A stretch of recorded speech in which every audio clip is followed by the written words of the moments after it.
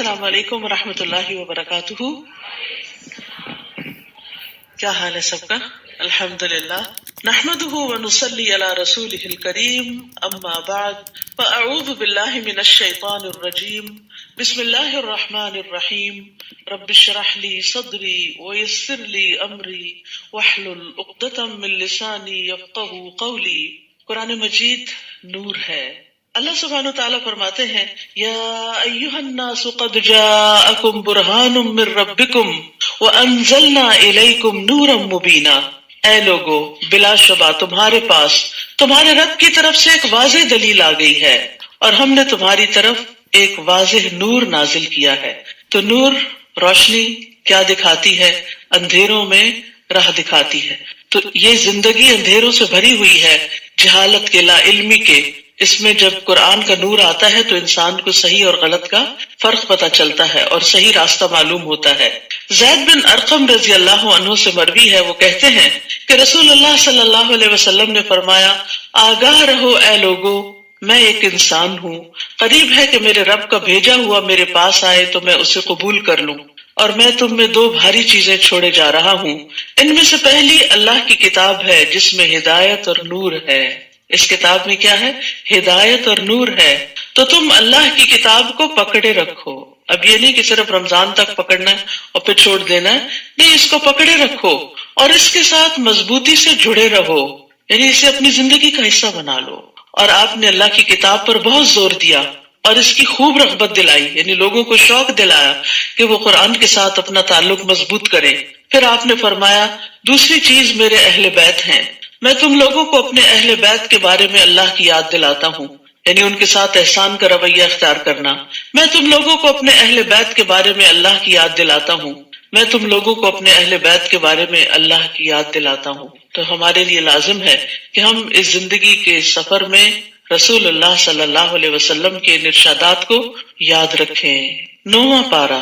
اعوذ باللہ من الشیطان الرجیم. بسم اللہ الرحمن الرحیم. قال الملأ الذین استكبروا من قومه لنخرجنك يا شعيب والذين آمنوا معك من قريتنا أو لتعودن في ملتنا قال أولو كنا كارهين. شروع کرتی ہوں اللہ کے نام سے جو بے انتہا مہربان نہایت رحم فرمانے والا ہے.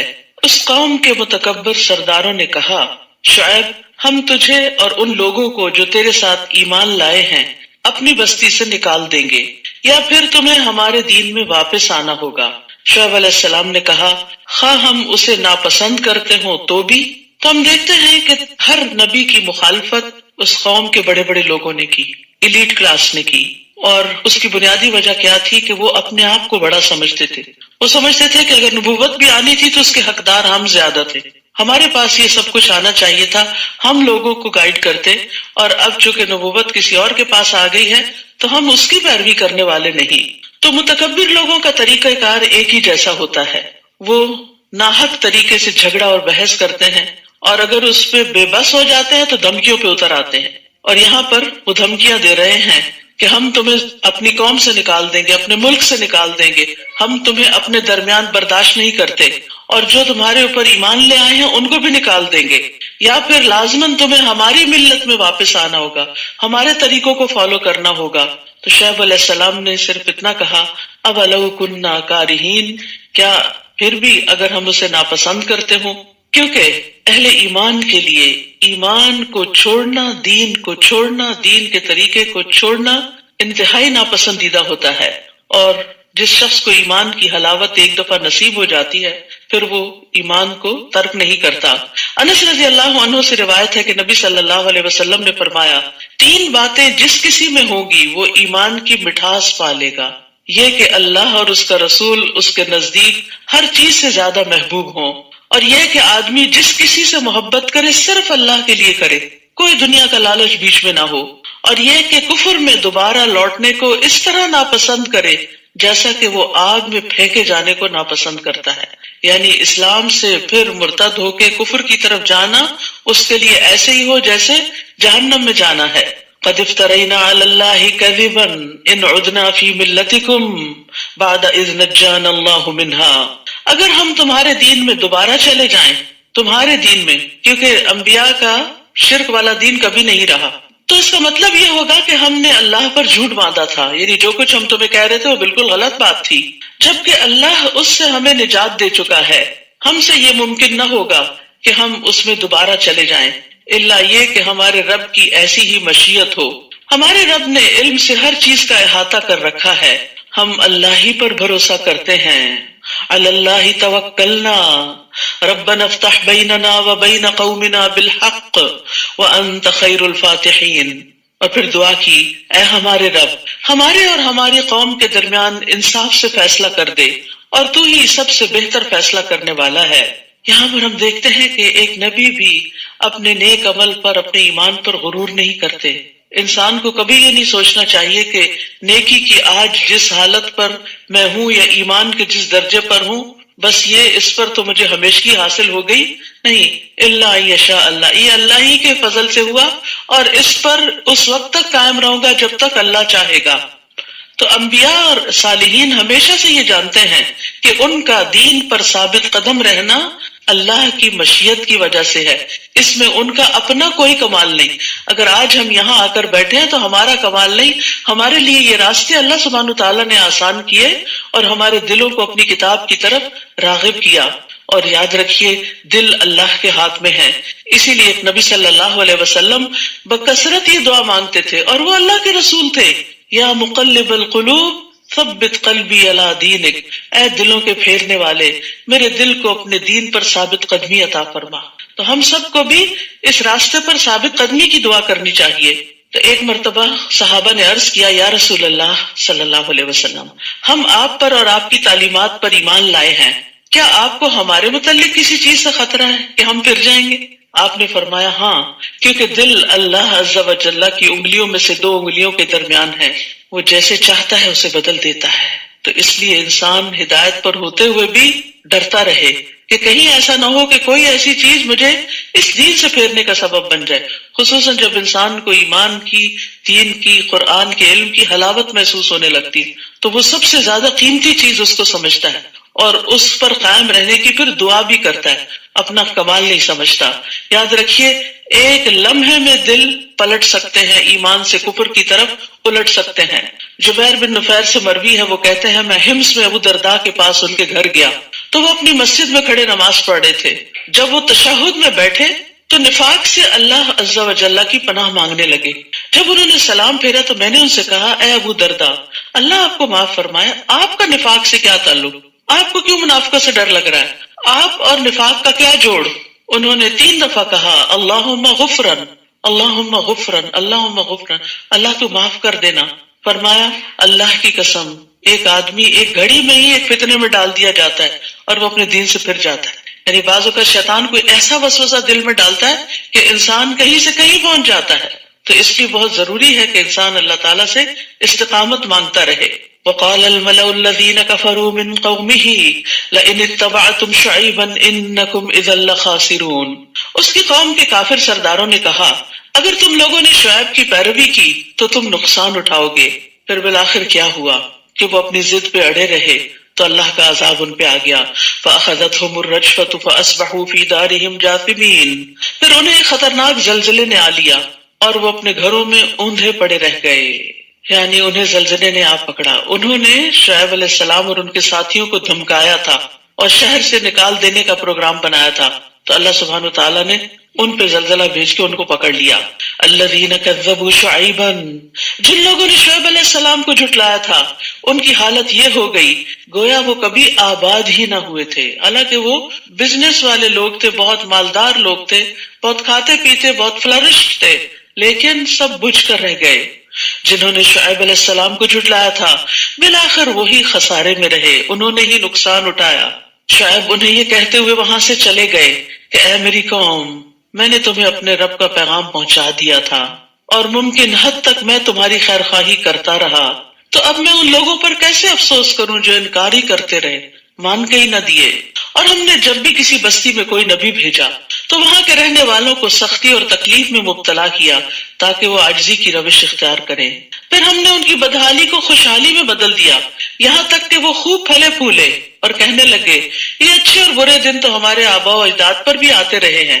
پھر یکدم ہم نے انہیں پکڑ لیا اور انہیں خبر تک نہ ہوئی۔ تو یاد رکھیے کہ خوشحالی اور بدحالی دونوں ہی امتحان کے دو پرچے ہوتے ہیں، دونوں ہی امتحان۔ تکلیف میں تو انسان پھر سمجھتا ہے کہ یہ میرے اوپر امتحان ہے، آزمائش ہے، پتہ نہیں اللہ تعالیٰ کی ناراضگی ہے کوئی، اس وجہ سے میرے حالات نہیں بدلتے۔ لیکن جب خوشحالی آتی ہے اور نعمتیں فراواں ہو جاتی ہیں تو انسان سب کچھ بھول جاتا ہے۔ انسان کے اندر یہ خیال آتا ہے کہ میرا رب مجھ سے بڑا راضی، لہٰذا وہ گناہ پہ گناہ بھی کرتا چلا جاتا ہے، اللہ کی نافرمانیوں کی طرف چل پڑتا ہے اور توبہ استغفار بھی نہیں کرتا۔ تو اس لیے صحابہ کرام جو تھے، جب ان پہ نعمتیں بہت آ جاتی تھی تو ان سے بھی وہ ڈرتے تھے کہ کہیں یہ رب کی طرف سے ڈھیل نہ ہو، استدراج نہ ہو، کہ اس کے بعد پکڑ نہ ہو کہیں۔ تو نعمتوں کو بھی عاجزی کے ساتھ استعمال کرنا چاہیے اور اس میں سے اللہ کا اور بندوں کا حق نکالتے رہنا چاہیے تاکہ شکر ادا ہوتا رہے اور نعمتیں برقرار رہیں۔ وَلَوْ أَنَّ أَهْلَ الْقُرَىٰ آمَنُوا وَاتَّقَوْا، اب یہاں بتا دیا گیا کہ نعمتیں کیسے برقرار رہتی ہیں، نعمتیں کیسے آتی ہیں۔ اور اگر یہ بستیوں والے ایمان لاتے اور تقوی اختیار کرتے، دو چیزیں اللہ کو راضی کرنے والی، ایمان اور تقوی، تو ہم ان پر آسمان اور زمین کی برکات کے دروازے کھول دیتے، لیکن انہوں نے جھٹلا دیا۔ پھر ہم نے انہیں ان کے کرتوتوں کی پاداش میں دھر لیا۔ کیا یہ بستیوں والے اس بات سے نڈر ہو گئے ہیں کہ رات کے وقت ان پر ہمارا عذاب آ جائے اور وہ سوئے ہوئے ہوں، کہ آنکھ بھی نہ کھلے؟ اور یاد رکھیے اچانک پکڑ یہ عذاب کی علامت ہوتی ہے۔ یا وہ اس بات سے نڈر ہو گئے ہیں کہ چاشت کے وقت ان پر ہمارا عذاب آئے اور وہ کھیل رہے ہوں، یعنی ہسل بسل شروع ہو گئی ہو، لوگ اپنے کاموں کے لیے بھاگ دوڑ کر رہے ہوں، یعنی کسی بھی وقت آ سکتا ہے، کسی بھی وقت پکڑ ہو سکتی ہے۔ کیا یہ لوگ اللہ کی چال سے بے خوف ہو گئے ہیں؟ حالانکہ اللہ کی چال سے وہی قوم بے خوف ہوتی ہے جو نقصان اٹھانے والی ہو۔ یعنی اللہ سبحانہ و تعالیٰ کا ان کے خلاف چال چلنا کیا ہے کہ ان کو پہلے مہلت دے، ڈھیل دے، ان پر دنیا کی زندگی کے انعامات عام کر دے اور پھر اچانک رسی کھینچ لے۔ حسن بصری کہتے ہیں مومن نیک کام کرتے ہوئے بھی ڈرتا، لرزتا اور خوف کھاتا ہے۔ ہم سب کو اپنے بارے میں سوچنا چاہیے کہ نیکی کرتے ہوئے، نماز پڑھتے ہوئے، خیرات کرتے ہوئے، کسی کی مدد کرتے ہوئے ہمارے دل کا حال کیا ہوتا ہے۔ مومن نیک کام کرتے ہوئے بھی ڈرتا، لرزتا اور خوف کھاتا ہے، اور فاجر گناہ کے کام کرتے ہوئے بھی امن اور سکون میں ہوتا ہے، بڑی بڑی نافرمانیاں کر کے بھی بڑا خوش ہوتا ہے۔ رسول اللہ صلی اللہ علیہ وسلم نے فرمایا بے شک مومن اپنے گناہوں کو ایسے دیکھتا ہے جیسے وہ کسی پہاڑ کے نیچے بیٹھا ہو، یعنی گناہ اس کو پہاڑ کی طرح نظر آتے ہیں اور اسے یہ خطرہ ہو کہ یہ پہاڑ اس کے اوپر نہ گر جائے، جبکہ فاسق اپنے گناہوں کو اس طرح دیکھتا ہے جیسے کوئی مکھی اس کی ناک میں بیٹھی اور اس نے ہاتھ کے اشارے سے اڑا دیا، یعنی اس کو گناہ سے کوئی ڈر نہیں لگتا، اسی لیے تو توبہ نہیں کرتا۔ جو لوگ ان بستیوں کے ہلاک ہونے کے بعد زمین کے وارث ہوئے، کیا انہیں یہ رہنمائی نہیں ملی کہ اگر ہم چاہیں تو ان کے گناہوں کے بدلے ان پر بھی مصیبت ڈال سکتے ہیں اور ان کے دلوں پر مہر بھی کر سکتے ہیں کہ وہ سن ہی نہ سکیں؟ تو یہ گناہوں کے دو نتائج بتائے گئے کہ ان پہ مصیبت آئے اور دل سخت ہو جائے۔ تو اس لیے انسان کو ساتھ ساتھ توبہ کرتے رہنا چاہیے، جہاں پھسلے، جہاں غلطی ہوئی، جہاں بھٹکے، اللہ سبحانہ تعالیٰ کی طرف راغب ہوئے۔ تلک القری نقص علیک من انبائها، یہ بستیاں ہیں جن کے احوال ہم نے آپ سے بیان کر دیے ہیں۔ ان کے پاس ان کے رسول واضح دلائل لے کر آئے تھے، مگر جس بات کو وہ پہلے جھٹلا چکے تھے اس پر ایمان لانا انہوں نے مناسب نہ سمجھا۔ اسی طرح اللہ کافروں کے دلوں پر مہر لگا دیتا ہے۔ ان میں اکثر لوگ ایسے تھے جن میں ہم نے عہد کا لحاظ نہ پایا، اور ان میں سے اکثر کو فاسق ہی پایا، یعنی کمٹمنٹ نہیں کی، دین کی کوئی بات کبھی اختیار کی بھی تو اس پر ثابت قدمی اختیار نہیں کی۔ ثم بعثنا من بعدهم موسى بآياتنا إلى فرعون وملئه فظلموا بها فانظر كيف كان عاقبة المفسدين۔ ان کے بعد ہم نے موسیٰ علیہ السلام کو اپنے معجزات دے کر فرعون اور اس کے درباریوں کی طرف بھیجا، مگر انہوں نے بھی ہمارے معجزات سے ناانصافی کی، پھر دیکھ لو فساد کرنے والوں کا کیا انجام ہوا۔ تو یہاں سے آخر تک ایک طویل قصہ آئے گا موسیٰ علیہ السلام کا، اور اس میں دیکھنے کو کہا گیا ہے فانظر، غور کرو، دیکھو، کیف کان عاقبۃ المفسدین، کہ فسادیوں کا انجام کیسے ہوا۔ یعنی جو لوگ زمین میں فساد کرتے ہیں، تکبر کرتے ہیں، اپنے آپ کو بڑا سمجھ کر دوسروں کے اوپر ظلم ڈھاتے ہیں، ناانصافیاں کرتے ہیں، پھر بالآخر ایک دن ان کا انجام کیسے ہوتا ہے۔ وقال موسیٰ یا فرعون انی رسول من رب العالمین، موسیٰ نے فرعون سے کہا میں یقیناً اللہ رب العالمین کا رسول ہوں، میرے شان یہی ہے کہ میں اللہ کے متعلق وہی بات کروں جو سچی ہو، میں تمہارے پاس تمہارے رب کی طرف سے معجزات لے کر آیا ہوں، یعنی وہ تمہارا بھی رب ہے، لہٰذا بنی اسرائیل کو میرے ساتھ روانہ کر دو، یعنی جو ان کو غلام بنا رکھا ہے ان کو اس غلامی سے نجات دے دو۔ تو موسیٰ علیہ السلام کی دعوت کے دو بڑے نکات تھے، ایک تو ان کو اللہ کی طرف بلانا قوم فرعون کو، اور دوسرے بنی اسرائیل کو غلامی سے نجات دلانا۔ فرعون نے کہا اگر تو سچا ہے تو کوئی معجزہ لے کر آیا ہے تو اس کو پیش کر۔ چنانچہ موسیٰ علیہ السلام نے اپنا عصا ڈال دیا تو وہ فوراً ہو بہو ایک اژدہا بن گیا، بہت بڑا سانپ بن گیا، اور بغل سے اپنا ہاتھ نکالا تو وہ دیکھنے والوں کو چمکدار دکھائی دینے لگا۔ فرعون کی قوم کے سرداروں نے کہا یہ تو بڑا ماہر جادوگر ہے، وہ چاہتا ہے کہ تمہیں تمہارے ملک سے نکال دے، اب تم کیا مشورہ دیتے ہو؟ پھر انہوں نے فرعون سے کہا کہ موسیٰ اور اس کے بھائی کے معاملے کو التوا میں رکھو اور شہروں میں اپنے آدمی بھیج دو جو ہر ماہر جادوگر کو اکٹھا کر کے تیرے پاس لے آئیں۔ چنانچہ جادوگر فرعون کے پاس آ گئے اور کہنے لگے اگر ہم غالب رہے تو ہمیں کچھ صلہ بھی ملے گا۔ نبی جو ہوتا ہے وہ قوم کا خیر خواہ ہوتا ہے، وہ لوگوں سے کوئی اجر و ثواب نہیں چاہتا، یعنی لوگوں سے کوئی بدلہ نہیں چاہتا، اس کا اجر و ثواب اللہ کے ذمہ ہوتا ہے۔ اس کے برعکس جادوگر جادو کا کاروبار کیوں چلاتے ہیں؟ تاکہ دنیا کما سکے۔ اسی لیے فرعون کے پاس جب موسیٰ علیہ السلام آئے تو انہوں نے ان کو اللہ کا پیغام سنایا اور کسی اجر کی توقع نہیں رکھی، لیکن جادوگر آئے تو انہوں نے انعام مانگا کہ اچھا موقع ہے، آج فرعون کو ہماری ضرورت پڑی ہے تو اس سے کچھ بھرپور فائدہ اٹھایا جائے۔ چنانچہ جادوگر فرعون کے پاس آ گئے اور کہنے لگے اگر ہم غالب رہے تو ہمیں کچھ صلہ بھی ملے گا۔ فرعون نے کہا ہاں، اور میرے دربار میں منصب بھی ملیں گے۔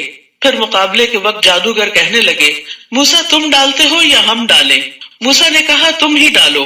تو جب انہوں نے اپنی رسیاں وغیرہ پھینکی تو انہوں نے لوگوں کی آنکھوں پر جادو کر دیا اور انہیں دہشت زدہ کر دیا اور بڑا زبردست جادو بنا لائے۔ تو یہاں پر موسیٰ علیہ السلام نے جادوگروں کو پہل کرنے کا موقع دیا کہ تم پہلے کرو۔ اس کی کیا حکمت تھی؟ اصل بات تو اللہ ہی بہتر جانتا ہے، لیکن یہ کہ موسیٰ علیہ السلام دیکھنا چاہتے تھے کہ جادوگر زیادہ سے زیادہ کیا کرتے ہیں، ان کی کارکردگی پہ غور کرنا چاہتے تھے، اور پھر یہ بھی کہ جب یہ اپنی چالاکیوں سے فارغ ہو جائیں تو پھر موسیٰ علیہ السلام ان کے اوپر حملہ آور ہوں۔ اور ویسے بھی ہے کہ حق جب آخر میں آئے گا تو دلوں پر اثر انداز بھی ہوگا۔ ہم نے موسیٰ کی طرف وحی کی کہ اب تو بھی اپنا عصا ڈال دے۔ عصا کا پھینکنا تھا کہ وہ اژدہا بن کر فوراً ان کے جھوٹے شعبدے کو نگلنے لگا، اور یہ حکمت نظر آتی ہے کہ سارا جادو ختم ہو گیا۔ چنانچہ حقیقت ثابت ہو گئی اور جو کچھ ان جادوگروں نے بنایا تھا وہ ملیا میٹ ہو گیا۔ یہ جو آیتیں ہیں فَلَمَّا أَلْقَوْا قَالَ مُوسَىٰ مَا جِئْتُمْ بِهِ السِّحْرُ، اور یعنی سورۃ یونس کی 81 اور 82، اور پھر سورۃ الاعراف کی 118 سے 122، اور سورۃ طٰہٰ کی 69 آیت، اور یہ آیت یہاں سے فَوَقَعَ الْحَقُّ وَبَطَلَ مَا كَانُوا يَعْمَلُونَ۔ اگر کسی کے اوپر شک ہے آپ کو کہ اس پہ جادو ہے تو ایک برتن میں پانی ڈال کے ان پہ یہ آیات پڑھی جائے اور پھر مسور کے سر پہ بہا دیا جائے تو اس کا افاقہ ہوتا ہے۔ فَوَقَعَ الْحَقُّ وَبَطَلَ مَا كَانُوا يَعْمَلُونَ فَغُلِبُوا هُنَالِكَ وَانقَلَبُوا صَاغِرِينَ۔ فرعون اور اس کے ساتھی اس مقابلے میں مغلوب ہوئے اور وہ ذلیل و خوار ہو کے پلٹے، اور جادوگر بے اختیار سجدے میں گر پڑے۔ حق نظر آ گیا تھا نا ان کو، اور کہنے لگے ہم رب العالمین پر ایمان لائے جو موسیٰ اور ہارون کا رب ہے۔ اب آپ دیکھیے پھر دو گروہ ہو گئے، فرعون نہیں مانا، ضد میں ہے، لیکن جادوگر جن کا جادو ملیا میٹ ہوا، عاجز ہوئے، وہ مان گئے کہ یہ جادو نہیں ہے جو موسیٰ کے پاس ہے علیہ السلام، یہ حق ہے، لہذا وہ حق کے آگے جھک گئے۔ تو ایک سچا انسان جو ہوتا ہے چاہے وہ زندگی گناہوں میں ہی بسر کر رہا ہو، لیکن جب حق اس کے سامنے آتا ہے تو اس کو فوراً قبول کر لیتا ہے، اس کے سامنے اکڑتا نہیں، ضد نہیں کرتا، وہ شیطان کی روش اختیار نہیں کرتا، وہ آدم علیہ السلام کی طرح اپنی غلطی کا اعتراف کر لیتا ہے۔ فرعون نے انہیں کہا قبل اس کے کہ میں تمہیں اجازت دیتا تم موسیٰ پر ایمان لے آئے، یقیناً یہ تمہاری ایک سازش تھی جو تم نے اس شہر میں کی تاکہ اس کے باشندوں کو یہاں سے نکال دو، سو تمہیں جلد ہی اس کا انجام معلوم ہو جائے گا۔ اب فرعون جادوگروں کو بھی دھمکیاں دینے پہ اتر آیا، میں تمہارے ہاتھ اور پاؤں مخالف سمتوں سے کٹوا دوں گا، اگر ایک ہی سمت سے کاٹ دیا جائے تو موت واقع ہو جاتی، پھر تم سب کو سولی پہ چڑھا دوں گا، یعنی نشان عبرت بناؤں گا۔ جادوگر کہنے لگے ہم یقیناً اپنے رب کی طرف لوٹ کر جانے والے ہیں، یعنی تم نے مار دیا تو کیا ہوا، ہم نے ایک دن مرنا ہی ہے اور اللہ کے حضور واپس جانا ہی ہے۔ اور ہماری کون سی بات تجھے بری لگی ہے سوائے اس کے کہ جب ہمارے پاس رب کی نشانیاں آ گئی تو ہم ان پر ایمان لے آئے، یعنی ہم ایمان ہی تو لائے ہیں، اس میں ایسی کیا کباہت ہے، ہم نے حق دیکھ کر اس کو پہچانا اور قبول کر لیا۔ پھر انہوں نے دعا کی ربنا افرغ علینا صبرا وتوفنا مسلمین، اے ہمارے رب ہم پر صبر انڈیل دے اور اس حال میں موت دے کہ ہم فرما بردار ہوں۔ یا اللہ ہمیں ایسی طاقت عطا کر جس کے ذریعے ہم وہ کچھ برداشت کر سکیں جس کی فرعون ہمیں دھمکی دے رہا ہے، یعنی صبر سے مقابلہ کرنا چاہ رہے تھے، کیونکہ فرعون کی دھمکی کو معمولی دھمکی نہیں تھی کہ ایک ہاتھ اور ایک پاؤں کٹوا دوں گا اور پھر سولی چڑھا دوں گا۔ آپ سوچئے، اپنے آپ کو وہاں رکھ کے دیکھیے کہ خوف سے کتنا برا حال ہو جائے اگر کوئی آپ کو ایسی دھمکی دے۔ تو انہوں نے اللہ سبحانہ تعالیٰ سے فوراً مدد مانگی کہ بڑے سے بڑے گھبرا دینے والے موقع پر بھی انسان کو ہمت نہیں ہارنی چاہیے، اللہ سبحانہ تعالیٰ کی طرف رجوع کرنا چاہیے۔ اور یہاں پر یہ افرغ علینا، افراغ کہتے ہیں برتن میں جو کچھ ہے سب کچھ انڈیل دے، یعنی ہمارا دل صبر سے لبریز ہو جائے۔ اور پھر انہوں نے اسلام پر فوت ہونے کی دعا مانگی، کیونکہ اب زندگی میں کوئی رغبت نہیں رہی تھی اور انہیں فرعون کی دھمکی کی کوئی پرواہ بھی نہیں تھی۔ ان کا مقصد کیا تھا کہ آخرت میں نجات پا جائیں، جو کچھ اللہ کے پاس ہے اسے حاصل کرنے میں کامیاب ہو جائیں۔ اور ان باتوں سے فرعون اور ذلیل ہو گیا اور اس کی دھمکیاں بیکار ہو گئیں۔ اب آپ دیکھیے وہ جو پیچھے بات ہوئی تھی نا کہ لمحے میں دل پلٹ جاتے، یہ اس کی عملی مثال ہے۔ ان جادوگروں کے دل لمحے میں پلٹ گئے، جب دیکھا عصا کو بس جاتے دیکھا کہ سارا ان کا جادو نکل گیا، تو ضد میں نہیں آئے کہ ہم ہار گئے ہیں، ہم ان کی بات نہیں دیکھتے۔ انہوں نے کہا اوہ یہی حق ہے، حق کو دیکھتے ہی فوراً قبول کر لیا، دل پلٹ گئے، ایمان کی طرف آ گئے۔ اور پھر ایمان جب آیا تو اس کی روشنی سے انہیں جو سب سے بڑی فکر لگی وہ آخرت کی تھی، پھر ان کی دھمکیوں کی بھی نہیں، اس کے مقابلے میں صبر مانگ لیا، لیکن اصل میں آخرت کی کامیابی مانگی۔ اصل ایمان ہی اس شخص کا سچا ہے جس کو اپنی آخرت کی فکر ہوتی ہے کہ کسی بھی میرے کام کا انجام وہاں کیا ہوگا، آگے کیا بنے گی، جو ہمیشہ کی زندگی ہے۔ وقال الملأ من قوم فرعون اتذر موسى وقومه ليفسدوا في الارض، اور فرعون کی قوم کے سردار فرعون سے کہنے لگے کیا تو موسیٰ اور اس کی قوم کو یوں ہی چھوڑ دے گا کہ زمین میں فساد مچاتے پھریں اور تجھے اور تیرے معبودوں کو چھوڑ دے؟ وہ کہنے لگا میں ان کے بیٹوں کو مروا ڈالوں گا اور بنی اسرائیل کو اور دھمکی، اور ان کی عورتوں کو زندہ رہنے دوں گا، اور ہمیں ان پر پوری قدرت حاصل ہے۔ موسیٰ نے اپنی قوم سے کہا استعینوا باللہ واصبروا، اللہ سے مدد مانگو اور صبر کرو۔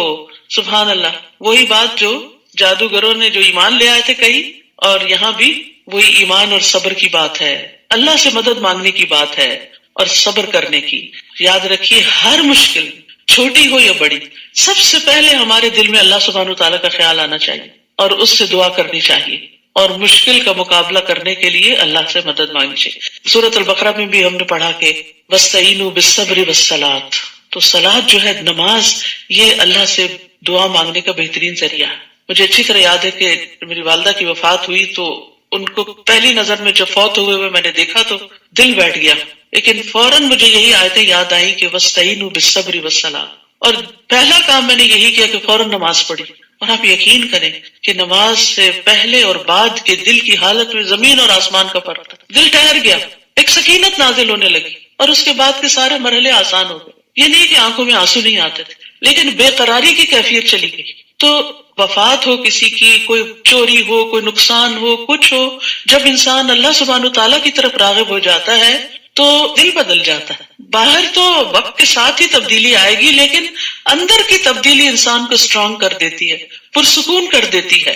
اور جب آپ پرسکون ہوتے ہیں تو پھر ہوش و حواس سے سارے فیصلے کرتے ہیں، ورنہ عموماً انسان ایسے مواقع پہ جذباتی ہو کے، ٹچی ہو کے ایک دوسرے سے لڑ جھگڑ پڑتا ہے، چھوٹی چھوٹی باتوں پر چیخنا چلانا شروع کر دیتا ہے، جو کہ اللہ تعالیٰ کو ناراض کرنے والی بات ہے۔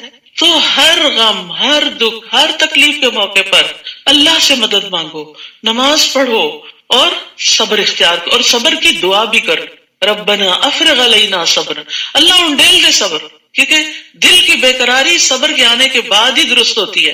فرمایا یہ زمین اللہ کی ہے، وہ اپنے بندوں میں سے جسے چاہے اس کا وارث بنا دے، اور انجام خیر تو پرہیزگاروں ہی کے لیے ہے، تقوی والوں ہی کے لیے ہے، عاقبت انجام تو متقی کے لیے ہی بہتر ہے۔ وہ موسیٰ سے کہنے لگے تمہارے آنے سے پہلے بھی ہمیں دکھ دیا جاتا تھا اور تمہارے آنے کے بعد بھی دیا جا رہا ہے. ہمیں تو لگتا تھا کہ کوئی آئے گا مسیحا جو ہمیں ان مصیبتوں سے نجات دلائے گا، لیکن ہمارے اوپر تو مشکلات اور زیادہ ہوتی جا رہی ہیں. موسیٰ نے جواب دیا، ان قریب تمہارا رب تمہارے دشمن کو ہلاک کر دے گا. تسلی دی انہیں، اور اس سرزمین میں تمہیں خلیفہ بنا دے گا، پھر دیکھے گا کہ تم کیسے عمل کرتے ہو. یعنی یہ مشکل تو ٹل جائے گی، لیکن جب خوشحالی آئے گی تو پھر بھی ایک آزمائش ساتھ آئے گی، اور وہ کیا کہ تم کرتے کیا ہو. اللہ سبحانہ وتعالیٰ ہم سے ہر حال میں یہ دیکھتے ہیں ہم کرتے کیا ہیں. خوشی کے موقع پہ کیا کرتے ہیں، غم کے موقع پہ کیا کرتے ہیں، دکھ کے موقع پہ کیا کرتے ہیں. جب کوئی ہمارے ساتھ اچھا سلوک کرتا ہے تو ہم کیا کرتے ہیں، کوئی برا کرتا ہے تو ہم کیا کرتے ہیں. فَيَنظُرْ كَيْفَ تَعْمَلُونَ، اور وہ ہر وقت دیکھ رہا ہے ہم کر کیا رہے ہیں. تو ہم سب کو اپنے عمل کی فکر ہونی چاہیے کہ ہمارے ری ایکشنز کیا ہیں، ڈفرینٹ سچویشنز میں ہم کس طرح ری ایکٹ کر رہے ہیں، اور یہی ہمارا عمل ہوتا ہے اور اسی پر ہماری جزا یا سزا لکھی جاتی ہے. پھر ہم نے آل فرعون کو کئی سال تک قحط اور پیداوار کی کمی میں مبتلا رکھا کہ شاید وہ کوئی سبق حاصل کرے. جب اتنا بڑا معجزہ دیکھ کے بھی نہیں مانے تو ابھی مزید بھی ڈھیل دی گئی، کئی سال اور دیے گئے شاید سمجھ جائیں. ویسے اللہ سبحانہ وتعالیٰ کا حوصلہ ہے کہ ایسے لوگوں کو برداشت کرنا. ہم ہوں اور ہمارے پاس طاقت ہو تو ہم اپنے مخالفوں کو ایک لمحے میں نیست و نابود کر دیں. یہ تو بے بسی ہے نا کہ پھر انسان صبر کر جاتا ہے. لیکن اللہ سبحانہ وتعالیٰ واقعی الصبور ہے، انتہا درجے کا صبر کرنا، الحلیم ہے، بے حد برداشت کرنے والا ہے، بردبار ہے. تو پھر اب قوم فرعون کا ایک اور امتحان ہوا، قحط سالی اور خشک سالی، یعنی پیداوار آسمانی آفتوں سے ہلاک ہو جاتی، یعنی فصلیں ماری جاتی یا پھر کچھ اگتا نہیں. یہ سب کچھ کس لیے تھا؟ لعلہم یذکرون، شاید کہ وہ نصیحت حاصل کریں. کیونکہ سختیاں، تکلیفیں، آزمائشیں انسان کا دل نرم کرتی ہیں، انسان کے اندر جھکاؤ آتا ہے، اور اللہ سبحانہ تعالیٰ کے پاس جو کچھ اجر و ثواب ہے اور جنت میں جو کچھ موجود ہے، سختی کے وقت انسان اس کی طرف راغب ہوتا ہے. جب دنیا والے دل توڑتے ہیں نا، جب دنیا سے انسان ٹھکرایا جاتا ہے تو پھر انسان اللہ کی طرف راغب ہوتا ہے، اور جب دنیا اس سے چھن جاتی ہے تو انسان جنت کی نعمتوں کو یاد کرتا ہے، اور اگر دنیا ہی جنت بن جائے تو اصل جنت بھول جاتی ہے انسان کو.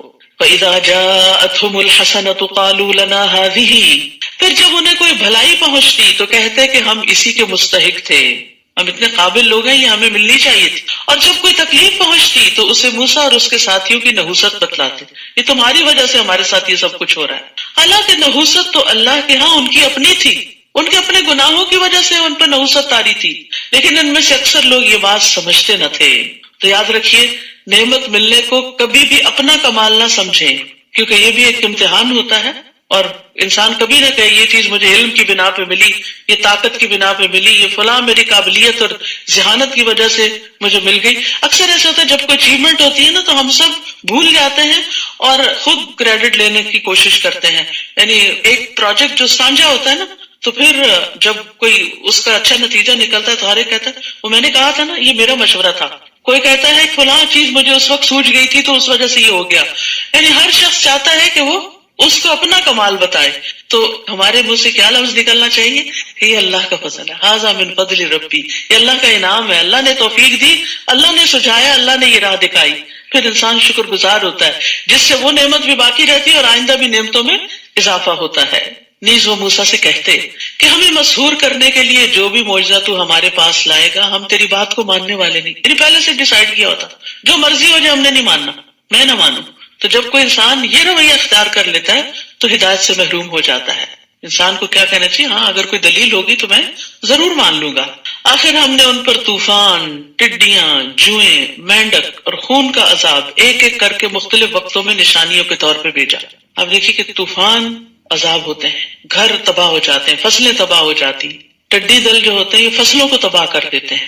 جوئیں نفرت انگیز چیز ہوتی ہیں کہ انسان کی نیند سکون حرام کر دیتی ہیں اور ایک گندگی کا سمبل ہوتی ہیں. مینڈک ان کے کھانوں میں، ان کے گھروں میں، ان کے بستروں میں ہر جگہ اچھلتے پھرتے تھے. خون کا عذاب ایک تو یہ کہ ان کے پانی میں خون مل گیا، دوسرا یہ کہا جاتا ہے کہ ان کو نکسیر کی بیماری لاحق ہو گئی، کہ ناک سے خون گرتا رہتا تھا. تو یہ مختلف عذاب وقتاً فوقتاً ان کے اوپر آئے، پھر بھی وہ اکڑے ہی رہے. استغفر اللہ، کیسے سخت دل لوگ تھے کہ کسی مصیبت پہ جھکے نہیں، کیونکہ وہ تھے ہی مجرم لوگ. اور جب ان پر کوئی عذاب آ پڑتا تو کہتے موسیٰ تیرے رب نے تجھ سے جو دعا قبول کرنے کا عہد کیا ہوا ہے تو تو ہمارے لیے دعا کر، تو دعا کر. بنی اسرائیل بھی موسیٰ علیہ السلام سے دعا کرواتی اور فرعونی بھی کہتے تو دعا کر، خود نہیں راغب ہوتے. خود دعا کرنا سب سے افضل ہوتا ہے، کیونکہ انسان کا اپنے رب کے ساتھ ایک تعلق مضبوط ہوتا ہے، اور یہ عبادت کا نچوڑ ہے، یہ عبادت کی قسم ہے. تو وہ دعا کرواتے، اگر تو ہم سے عذاب کو دور کر دے گا تو ہم یقیناً تجھ پر ایمان لے آئیں گے اور بنی اسرائیل کو تیرے ساتھ روانہ کر دیں گے، ان کو آزاد کر دیں گے. پھر جب ہم ان سے وہ عذاب ایک مدت تک ہٹا دیتے تو وہ عہد توڑ دیتے، پھر اسی ڈگر پہ آ جاتے. آخر کار ہم نے ان سے انتقام لیا اور انہیں سمندر میں غرق کر دیا، ڈبو دیا، کیونکہ وہ ہماری آیات کو جھٹلاتے اور ان سے لاپرواہی برتتے تھے. وَكَانُوا عَنْهَا غَافِلِينَ، یعنی ان کو ڈبونے کی وجہ کیا تھی؟ ایک تو آیات کی تکذیب اور دوسرے غفلت، یعنی کسی چیز کو یاد کرنے سے ذہن کا بہک جانا، اور یہاں جان بوجھ کے غفلت اختیار کرنا، یعنی انہوں نے آیات میں غور و فکر کرنے سے روگردانی کی، اور جو نشانیاں اللہ نے بھیجی تھی موسیٰ علیہ السلام کے ذریعے ان کے اوپر توجہ نہ دی. پھر ہم نے ان کا وارث ان لوگوں کو بنایا جو کمزور سمجھے جاتے تھے. وہ کون تھے؟ بنی اسرائیل. اور اس سرزمین کا وارث بھی بنایا جس کے مشرق و مغرب میں ہم نے برکت رکھی ہوئی ہے، فلسطین. اور بنی اسرائیل کے حق میں آپ کے رب کا اچھا وعدہ پورا ہو گیا کیونکہ انہوں نے صبر کیا تھا. بما صبروا، حدیث میں آتا ہے وَعْلَمْ أَنَّ النَّصْرَ مَعَ الصَّبْرِ، جان رکھو کامیابی صبر کے ساتھ ہے، صبر کے ساتھ. اور صبر کیا ہے؟ ٹھہر جانا، رک جانا، منفی ری ایکشن سے بچنا. اور فرعون اور اس کی قوم جو کچھ عمارتیں بناتے اور انگوروں کے باغ بیلوں پہ چڑھاتے تھے، سب کو ہم نے تباہ کر دیا. کوئی ان کی دیکھ بھال کرنے والا ہی نہ رہا، سارے ڈوب گئے، کوئی ان کی زبان پڑھنے والا نہ رہا. اب ہزاروں سال کے بعد اس کو کنفیگر کیا جا رہا ہے کہ یہ کیا لکھا ہوا ہے، یہ سب کچھ کس چیز کا سمبل ہے، کیونکہ کوئی بھی نہ بچا کہ جو اس ورثے کو سنبھالتا. وَجَاوَزْنَا بِبَنِي إِسْرَائِيلَ الْبَحْرَ فَأَتَوْا عَلَىٰ قَوْمٍ يَعْكُفُونَ عَلَىٰ أَصْنَامٍ لَهُمْ، اور جب ہم نے بنی اسرائیل کو سمندر سے پار اتارا تو وہ ایک ایسی قوم کے پاس آئے جو اپنے بتوں کی عبادت میں لگے ہوئے تھے. کہنے لگے موسیٰ ہمیں بھی ایک ایسا الہ بنا دو جیسے ان لوگوں کا الہ ہے.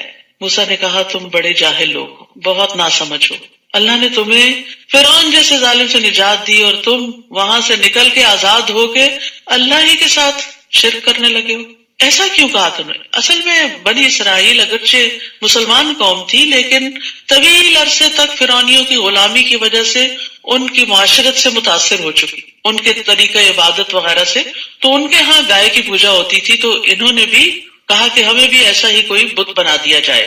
اور یہاں پر موسیٰ علیہ السلام نے ان کو کہا انکم قوم تجہلون، کہ سب سے بڑی جہالت اپنے اصل خالق، اپنے الہ، اپنے معبود سے لا علمی ہے. یعنی ایک شخص کتنا بھی پڑھا لکھا ہو لیکن اپنے کریٹر کو، اپنے پیدا کرنے والے کو، اپنے مالک کو، اپنے رازق کو نہیں پہچانتا تو وہ جاہل ہے. اور پھر اس کے ساتھ اگر کسی اور کو الہ بناتا ہے تو یہ بہت بڑا ظلم ہے. سب سے بڑا گناہ خالق کے ساتھ شریک ٹھہرانا ہے. عبداللہ بن مسعود نے بیان کیا میں نے نبی صلی اللہ علیہ وسلم سے پوچھا اللہ کے نزدیک کون سا گناہ سب سے بڑا ہے؟ آپ نے فرمایا یہ کہ تم اللہ کے ساتھ کسی کو برابر ٹھہراؤ حالانکہ اللہ ہی نے تم کو پیدا کیا. میں نے عرض کیا واقعی یہ تو بہت بڑا گناہ ہے. پھر فرمایا ان هؤلاء متبر ما هم فيه وباطل ما كانوا يعملون، یہ لوگ جس کام یعنی بت پرستی میں لگے ہوئے ہیں برباد ہونے والا ہے، اور جو کچھ وہ کر رہے ہیں سراسر باطل ہے، اس کا کوئی نتیجہ نہیں نکلنے والا، یعنی کوئی فائدہ نہیں ہونے والا اس سے. پھر کہا کیا میں اللہ کے علاوہ تمہارے لیے کوئی اور الہ تلاش کروں حالانکہ اس نے تمہیں تمام جہان والوں پر فضیلت بخشی، اس کے تو تم پر انعامات ہیں اور تم اس کو چھوڑ کے کسی اور کی طرف راغب ہوتے ہو. کتنا بڑا ظلم ہے. انسانوں میں سے بھی اگر کوئی ہمارا محسن ہو اور ہم اس کو چھوڑ کے کسی اور کا شکریہ ادا کریں تو یہ بڑے زیادتی والی بات ہے. وَلِلَّهِ الْمَثَلُ الْأَعْلَىٰ، اللہ کا تو حق ہی بہت بڑا ہے، انسان اس کو چھوڑ کے کسی اور کی طرف راغب ہو. اور اے بنی اسرائیل وہ وقت یاد کرو جب ہم نے تمہیں فرعونیوں سے نجات دی، وہ تمہیں بہت سخت تکلیف دیتے تھے، وہ تمہارے بیٹوں کو مار ڈالتے تھے اور تمہاری عورتوں کو زندہ رہنے دیتے تھے، اور اس میں تمہارے لیے تمہارے رب کی طرف سے ایک بڑی آزمائش تھی، کڑا وقت تھا تم پر. اور ہم نے موسیٰ سے 30 راتوں کا وعدہ کیا، پھر اسے 10 مزید راتوں سے پورا کیا، تو اس کے رب کی مقرر مدت 40 راتیں پوری ہو گئی. اور جاتے وقت موسیٰ نے اپنے بھائی ہارون سے کہا تم میری قوم میں میرے خلیفہ بنو، اصلاح کرتے رہنا اور فساد کرنے والوں کی راہ پہ نہ چلنا. موسیٰ علیہ السلام کو ہر طرح کی چیزوں سے آئسولیٹ کر کے اللہ تعالیٰ پہاڑ پہ لے گئے تھے. انہیں تورات دینا تھی. علم حاصل کرنے کے لیے یکسوئی بڑی ضروری ہے. مثلا اگر آپ نے چیٹ بھی کھولی ہوئی ہے اور ادھر سے کوئی لیکچر بھی لگایا ہوا ہے اور چل پھر کے کبھی کسی سے باتیں شروع کر دیتے ہیں اور کہتے ہیں ہاں میں بڑا علم حاصل کر رہی ہوں، تو یہ علم حاصل کرنا نہیں ہوتا. نہ ہونے سے یہ بھی بہتر ہے کہ کوئی کان میں اچھی بات پڑ جائے گی، لیکن اللہ کی کتاب کے ساتھ کچھ نہ کچھ وقت ایسا ضرور گزارنا چاہیے کہ انسان سارے گیجٹ، سارے گھر کے کاموں، ساری مصروفیات، ہر چیز سے کٹ کے الگ ہو کے بیٹھے اور اس پر کنٹمپلیٹ کرے، توجہ کرے، غور و فکر کرے، تدبر کرے، تاکہ وہ سنک ان ہو، دل کے اندر جائے اور وہ عمل میں جھلکے. اور ہم نے موسیٰ سے 30 راتوں کا وعدہ کیا، پھر اسے 10 مزید راتوں سے پورا کیا. 40 دن تک کے لیے وہ وہاں گئے تھے، تو اس کے رب کی مقررہ مدت 40 راتیں پوری ہو گئی. اور جاتے وقت موسیٰ علیہ السلام نے اپنے بھائی کو اپنا کام ڈیلیگیٹ کیا اور کہا تم میری قوم میں میرے جانشین بنو. اور کیا ہدایات دی جانشین بناتے وقت؟ اصلاح کرتے رہنا، فساد کرنے والوں کے پیچھے نہ چلنا. بس 2 باتیں، اصلاح کرتے رہنا، یعنی یہ بھٹکنے لگے، غلط کرنے لگے تو ان کی اصلاح کرنا، اور اگر سب مل کے کسی غلط طریقے پہ چلے تو ان کی میجورٹی کے پیچھے نہیں لگنا. تو یہ بڑی زبردست ہدایات ہیں، بہت زبردست طریقہ ہے موسیٰ علیہ السلام کا. جب موسیٰ علیہ السلام ہمارے مقررہ وقت پر اور جگہ پر آ گئے، یعنی طور پر، اور اس سے اس کے رب نے کلام کیا. سبحان اللہ. اگر کبھی آپ ٹاپ آف دا ہل گئے ہوں اور وہاں کی جو سائلنس ہوتی ہے، اپنے سانس کی آواز بھی انسان کو آتی ہے، اتنی خاموشی اور اتنی یکسوئی ہوتی، اور اس خاموش جگہ پر اللہ سبحانہ و تعالیٰ نے کلام کیا. تو موسیٰ علیہ السلام نے جب اللہ تعالیٰ کی آواز سنی ہوگی، کیا گزری ہوگی ان کے دل کے اوپر. اللہ کا کلام سن کے دل پگھل جاتے ہیں، تو کہاں یہ کہ خود اللہ تعالیٰ کی آواز سنی جائے. موسیٰ علیہ السلام نے عرض کیا، اے رب مجھے اپنا آپ دکھلا دیجئے کہ میں ایک نظر تجھے دیکھ سکوں، بس ایک جھلک دیکھنا چاہتا ہوں. محبت تھی نا، تو جس سے محبت ہوتی ہے اس کو دیکھنے کا شوق ہوتا ہے. اللہ تعالیٰ نے فرمایا تو مجھے ہرگز نہ دیکھ سکے گا، البتہ اس پہاڑ کی طرف دیکھ، اگر یہ اپنی جگہ پر برقرار رہا تو بھی مجھے دیکھ سکے گا. پھر جب اس کے رب نے پہاڑ پر تجلی کی، بس چھوٹی سی روشنی، تو اسے ریزہ ریزہ کر دیا اور موسیٰ غش کھا کے گر پڑے. پھر جب انہیں کچھ افاقہ ہوا تو کہنے لگے سبحانک تبت الیک وانا اول المؤمنین، پاک ہے تیری ذات، میں تیرے حضور توبہ کرتا ہوں اور میں سب سے پہلا ایمان لانے والا ہوں. تو پہاڑ جیسی مضبوط اور سخت چیز بھی اللہ سبحانہ وتعالیٰ کا دیدار نہیں کر سکتی، تو انسان تو بڑی کمزور چیز ہے. تو موسیٰ علیہ السلام نے پہاڑ کو دیکھا کہ وہ اپنے اوپر قابو نہیں پا سکا اور پہاڑ گر کر ٹوٹ پڑا. تو جب موسیٰ علیہ السلام نے دیکھا کہ پہاڑ ٹوٹ رہا ہے، کریش ہو رہا ہے، تو وہ بھی بے ہوش ہو کے گر پڑے، بے ہوش ہو گئے. انس رضی اللہ عنہ کہتے ہیں کہ نبی صلی اللہ علیہ وسلم نے اس آیت کی تفسیر میں فرمایا کہ چنگلیاں تھی سب سے چھوٹی انگلی کہ ایک کنارے کے برابر میں سے ایک ٹپ جتنی تجلی ظاہر ہوئی تھی، پہاڑ دھنس گیا اور موسیٰ بے ہوش ہو کے گر پڑے. موسیٰ اسی پہاڑ پہ تھے. آپ نے اپنے ہاتھ کی نصف خنجر انگلی کے ساتھ اشارہ فرمایا. قال سبحانک تبت الیک، یہ موسیٰ علیہ السلام کی عاجزی تھی کہ عاجزی کے ساتھ اپنے رب کی طرف رجوع کیا کہ یار مجھے ایسا مطالبہ نہیں کرنا چاہیے. حالانکہ بظاہر دیکھا جائے تو اس میں کوئی غلط بات نہیں تھی، یعنی انسان کے اندر جو شوق آتا ہے یا جو دل کے اندر محبت ہوتی ہے تو انسان اپنے رب سے ہر چیز مانگ لیتا ہے، تو اس سے اس کا دیدار مانگ لیا. لیکن دنیا میں یہ ممکن نہیں. ہاں آخرت میں اللہ سبحانہ وتعالیٰ اپنے پیارے بندوں کو جو اللہ پر ایمان رکھتے ہیں، اس سے محبت کرتے ہیں، اس کی اطاعت کرتے ہیں، ان کو اپنا دیدار کروائے گا، اور جب وہ کرائے گا تو انہیں ہر نعمت بھول جائے گی. اللہ تعالیٰ نے فرمایا موسیٰ میں نے تجھے اپنی رسالت اور ہم کلامی کے لیے تمام لوگوں پر ترجیح دیتے ہوئے چن لیا ہے. جو کچھ میں تجھے دوں اس پر عمل پیرا ہو اور شکر گزاروں میں سے ہو جاؤ. یعنی جو ہدایات، جو کتاب میں دوں گا تو اس کو کیا کرو، اس کو لے لو اور شکر گزاروں میں سے ہو جاؤ. تو اس سے یہ پتہ چلتا ہے کہ دین کی دعوت کا جو خلاصہ ہے وہ شکر گزاری ہے.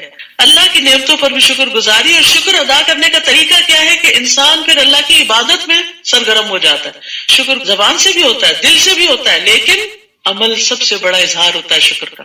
کم من الشاکرین، اور وہ کیا ہے کہ اللہ نے جو کچھ ہمیں دیا ہے نا وہ اللہ کی پسند کے راستوں میں لگا دیں، نافرمانی کے رستوں میں نہ لگائیں. اور اس کے لیے ہم نے تختیوں میں ہر طرح کی نصیحت اور ہر ایک بات کی تفصیل لکھ دی تھی اور حکم دیا اس پر مضبوطی سے عمل کرو. فخذها بقوة، اور اپنی قوم کو بھی حکم دو کہ وہ ان پر اچھی طرح عمل کریں. یأخذوا بأحسنها، ان قریب میں تمہیں فاسقوں کا گھر دکھلاؤں گا.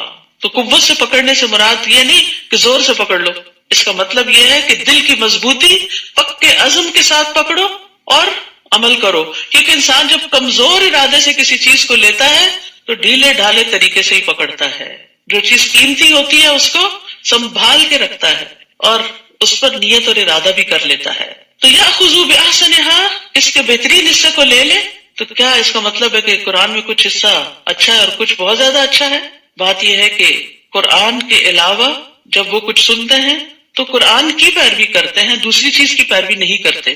یعنی اس کا مطلب یہ بتایا جاتا ہے کہ وہ قرآن سنتے ہیں اور اس کے علاوہ بھی لیکن پیروی قرآن ہی کی کرتے ہیں. ایسے لوگوں کے لیے خوشخبری ہے. فبشر عباد الذین یستمعون القول فیتبعون احسنہ. سو میرے بندوں کو خوشخبری دے دیجئے جو کان لگا کے بات سنتے ہیں پھر اس میں سے سب سے اچھی بات کی پیروی کرتے ہیں. اور اپنی آیتوں سے ان لوگوں کی نگاہیں پھیر دوں گا جو بلا وجہ زمین میں اکڑتے ہیں. تکبر ہدایت کے راستے میں رکاوٹ بن جاتا ہے. اللہ تعالیٰ ایسے لوگوں کو غور و فکر کی صلاحیت ہی نہیں دیتا. وہ کوئی بھی نشانی دیکھ لے اس پر ایمان نہیں لائیں گے، اور راہ ہدایت دیکھ لے تو اسے اختیار نہیں کرتے، اور اگر گمراہی دیکھ لے تو اسے فوراً اختیار کرتے ہیں. ان کی یہ حالت اس لیے ہے کہ انہوں نے ہماری آیات کو جھٹلا دیا اور ان سے بے پرواہی کرتے رہے. تو یاد رکھیے، حق سے ضد رکھنے کی وجہ سے انسان ہدایت سے محروم ہو جاتا ہے. تو علم سے محروم کرنے والے اسباب میں تکبر اور بے صبرا پن اور حق سے ضد. ایک قول ہے کسی کا کہ العلم یضیع بین الحیاء والکبر. علم حیا اور تکبر کرنے والا شخص حاصل نہیں کر سکتا کہ جو اپنے آپ کو بڑی چیز سمجھے اور ہر چیز کو صرف کریٹیکلی دیکھتا رہے، یہاں یہ غلطی ہے وہاں وہ کمی ہے، وہ پھر اس میں سے موتی نہیں چن سکتا، اس میں سے اچھی بات نہیں اختیار کر سکتا. تو یہ بڑی ڈرانے والی بات ہے. سأصرف عن آیاتی الذین یتکبرون فی الارض بغیر الحق، کہ میں اپنی آیات سے ان لوگوں کو پھیر دوں گا جو زمین میں ناحق تکبر کرتے ہیں، یعنی ان کے دلوں سے قرآن کے فہم کو روک لوں گا. اور جن لوگوں نے ہماری آیات کو اور آخرت کی ملاقات کو جھٹلا دیا ان کے اعمال ضائع ہو گئے، اور انہیں وہی کچھ بدلہ دیا جائے گا جو کام وہ دنیا میں کرتے رہے. موسیٰ علیہ السلام کے طور پر جانے کے بعد اس کی قوم نے اپنے زیوروں سے ایک بچڑے کا جسم یعنی پتلا بنا لیا جس میں سے بیل کی آواز نکلتی تھی. ان لوگوں نے یہ نہ دیکھا کہ وہ نہ تو کوئی ان سے بات کرتا ہے نہ ہی ان کو راستہ دکھا سکتا ہے، پھر بھی انہوں نے اسے الہ بنا لیا اور وہ تھے ہی نہ سمجھ لو. اور جب وہ شرمسار ہوئے اور دیکھا کہ وہ گمراہ ہو گئے ہیں تو کہنے لگے لئن لم یرحمنا ربنا ویغفر لنا لنکونن من الخاسرین. اگر ہمارے رب نے ہم پر رحم نہ کیا اور ہمیں معاف نہ کیا تو ہم برباد ہو جائیں گے. پلٹ آئے، توبہ کر لی. اور جب موسیٰ علیہ السلام غصے اور رنج سے بھرے ہوئے اپنی قوم کی طرف واپس آئے، وہ 40 دن کے بعد، تو انہیں کہا تم لوگوں نے میرے بعد بہت بری جانشینی کی. تمہیں کیا جلدی پڑی تھی کہ اپنے رب کے حکم کا انتظار بھی نہ کیا کہ میں آتا اور تمہیں بتاتا کہ رب تم سے کیا چاہتا ہے. پھر تختیاں پھینک دی اور اپنے بھائی کو سر سے پکڑ کر اپنی طرف کھینچنے لگے، یعنی غصے کی وجہ سے کہ یہ سب کچھ کیوں ہو گیا. ایک مومن جو ہوتا ہے اس کا غصہ ذاتی معاملے میں نہیں ہوتا، اس کا غصہ حق اور ہدایت اور دین کی وجہ سے ہوتا ہے. تو موسیٰ علیہ السلام کا یہاں غصہ اس وجہ سے تھا کہ قوم بت پرستی میں مبتلا ہو گئی تھی، اور بھائی کو چونکہ نگران بنا کر گئے تھے اس لیے بھائی کو پکڑ لیا اور اپنی طرف کھینچنے لگے. ہارون نے کہا اے میری ماں کے بیٹے، ان کو نرم کرنے کے لیے پیار سے پکارا. ان لوگوں نے مجھے کمزور سمجھا اور قریب تھا کہ مجھے مار ہی ڈالتے. بعض اوقات لوگ لیڈر کی بات نہیں سنتے، لہٰذا دشمنوں کو مجھ پر ہنسنے کا موقع نہ دو اور مجھے ان ظالم لوگوں کے ساتھ شامل نہ کرو. یعنی میں خود ان کے ساتھ شامل نہیں تھا لیکن میں ان کو روک بھی نہیں سکا. یہاں پر موسیٰ علیہ السلام جو کہتے ہیں اجلتم امر ربکم، یعنی تمہیں کیا جلدی پڑی تھی کہ اپنے رب کے حکم کا انتظار بھی نہ کیا. تو ایسی جلد بازی جو ہے چاہے وہ کسی نیکی کے کام کے لیے ہو، وہ بعض اوقات انسان کو فتنے میں مبتلا کر دیتی ہے. اور عجلہ کیا ہوتی ہے؟ کسی چیز کا وقت آنے سے پہلے ہی اس کی طرف چلے جانا، اور یہ قابل مذمت ہوتا ہے. جیسے اذان ہوئی ہی نہیں، وقت داخل ہی نہیں ہوا نماز کا، نماز شروع کر دی. اور سرعہ کا مطلب ہوتا ہے ایک چیز کو اس کے اول وقت میں جلدی کر لینا، یہ قابل تعریف ہے. سرعت قابل تعریف ہے، عجلت ناپسندیدہ ہے. حدیث میں آتا ہے تحمل مزاجی اللہ کی طرف سے ہے اور جلد بازی شیطان کی طرف سے، لیکن نیک کام کو اول وقت میں کرنا جلد بازی نہیں ہوتا، وہ سرعت ہوتا ہے. رسول اللہ صلی اللہ علیہ وسلم سے سوال کیا گیا اعمال میں سے کون سا عمل سب سے افضل ہے؟ آپ نے فرمایا نماز کو اس کے اول وقت پر ادا کرنا. تو نہ ہی جلد بازی اچھی ہے اور نہ ہی تاخیر اچھی ہے. اول وقت میں مناسب وقت میں کام کو کرنا پسندیدہ ہے، اس کا اجر زیادہ ہے. جیسے جمعے کے دن جو لوگ مسجد آتے ہیں تو جو سب سے پہلے آتا ہے اس کو اتنا ثواب ملتا ہے جیسے اونٹ قربان کیا ہو. جو دوسری گھڑی میں آتا ہے گویا اس نے گائے قربان کی، تیسری گھڑی والے کو گویا سینگ والا دمبا قربان کیا، چوتھی گھڑی میں چلا تو گویا اس نے مرغی قربان کی، پانچویں گھڑی میں چلا تو گویا اس نے انڈا اللہ کی راہ میں دیا. پھر امام خطبے کے لیے نکل آتا تو فرشتے ذکر سننے میں مشغول ہوتے ہیں، وہ نام لکھنا چھوڑ دیتے ہیں. تو نیکی کے کام میں یعنی تاخیر نہ کرنا یہ پسندیدہ ہے. اب موسیٰ علیہ السلام دعا کرتے ہیں، قال رب اغفر لی ولأخی وادخلنا فی رحمتک وانت ارحم الراحمین۔ ربی، اے میرے رب، مجھے اور میرے بھائی کو بخش دے اور ہمیں اپنی رحمت میں داخل فرما، تو ہی سب سے زیادہ رحم کرنے والا ہے۔ بندہ مومن ہر حال میں اپنے رب کی طرف راغب ہوتا ہے اور اپنے رب سے دعائیں کرتا ہے۔ ان الذین اتخذوا العجل سینالهم غضب من ربهم وذلۃ فی الحیاۃ الدنیا وکذلک نجزی المفترین۔ اللہ تعالیٰ نے جواب میں فرمایا، جن لوگوں نے بچڑے کو الہ بنایا تھا ان پر ضرور ان کے رب کا غضب نازل ہوگا اور وہ اس دنیا کی زندگی میں رسوا ہوں گے۔ یہ گناہوں کا نتیجہ، اور اللہ پر جھوٹ گڑنے والوں کو ہم ایسی ہی سزا دیتے ہیں۔ اور جن لوگوں نے برے عمل کیے پھر اس کے بعد توبہ کر لی اور ایمان لے آئے تو اس کے بعد تیرا رب یقیناً بخشنے والا اور رحم کرنے والا ہے۔ یعنی ظلم کے باوجود لوگوں کو معاف کر دیتا ہے اگر وہ معافی مانگ لے، پلٹ آئیں۔ وَهُوَ الَّذِي يَقْبَلُ التَّوْبَةَ عَنْ عِبَادِهِ وَيَعْفُو عَنِ السَّيِّئَاتِ، وہی تو ہے جو اپنے بندوں کی توبہ قبول کرتا ہے اور ان کی برائیوں کو معاف کرتا ہے۔ تو یاد رکھیے، گناہ کتنے بھی ہوں توبہ سے معاف ہو جاتے ہیں۔ نبی صلی اللہ علیہ وسلم نے فرمایا، اگر تم اتنے گناہ کرو کہ آسمان تک پہنچ جائیں پھر تم توبہ کرو تو اللہ تم کو معاف کر دے گا، لیکن اس امید پر انسان ڈھیٹ بن کر گناہ نہ کرتا چلا جائے۔ یعنی بعض غلطیاں جو بہت بڑی ہوتی ہیں، بظاہر کرنے میں چھوٹی ہوتی ہیں لیکن انجام ان کا بڑا بھیانک ہوتا ہے کہ زمین آسمان کی فضا کو بھر دے، تو ایسی بڑی غلطی بھی ہو جائے تو اللہ کی طرف رجوع کر کے توبہ کر لینی چاہیے۔ اور جب موسیٰ کا غصہ فروغ ہوا، یعنی جب موسیٰ علیہ السلام کا غصہ ٹھنڈا ہو گیا تو اس نے تختیاں اٹھا لی، اور ان کی تحریر کے مطابق یہ ان لوگوں کے لیے ہدایت اور رحمت تھی جو اپنے رب سے ڈرتے ہیں۔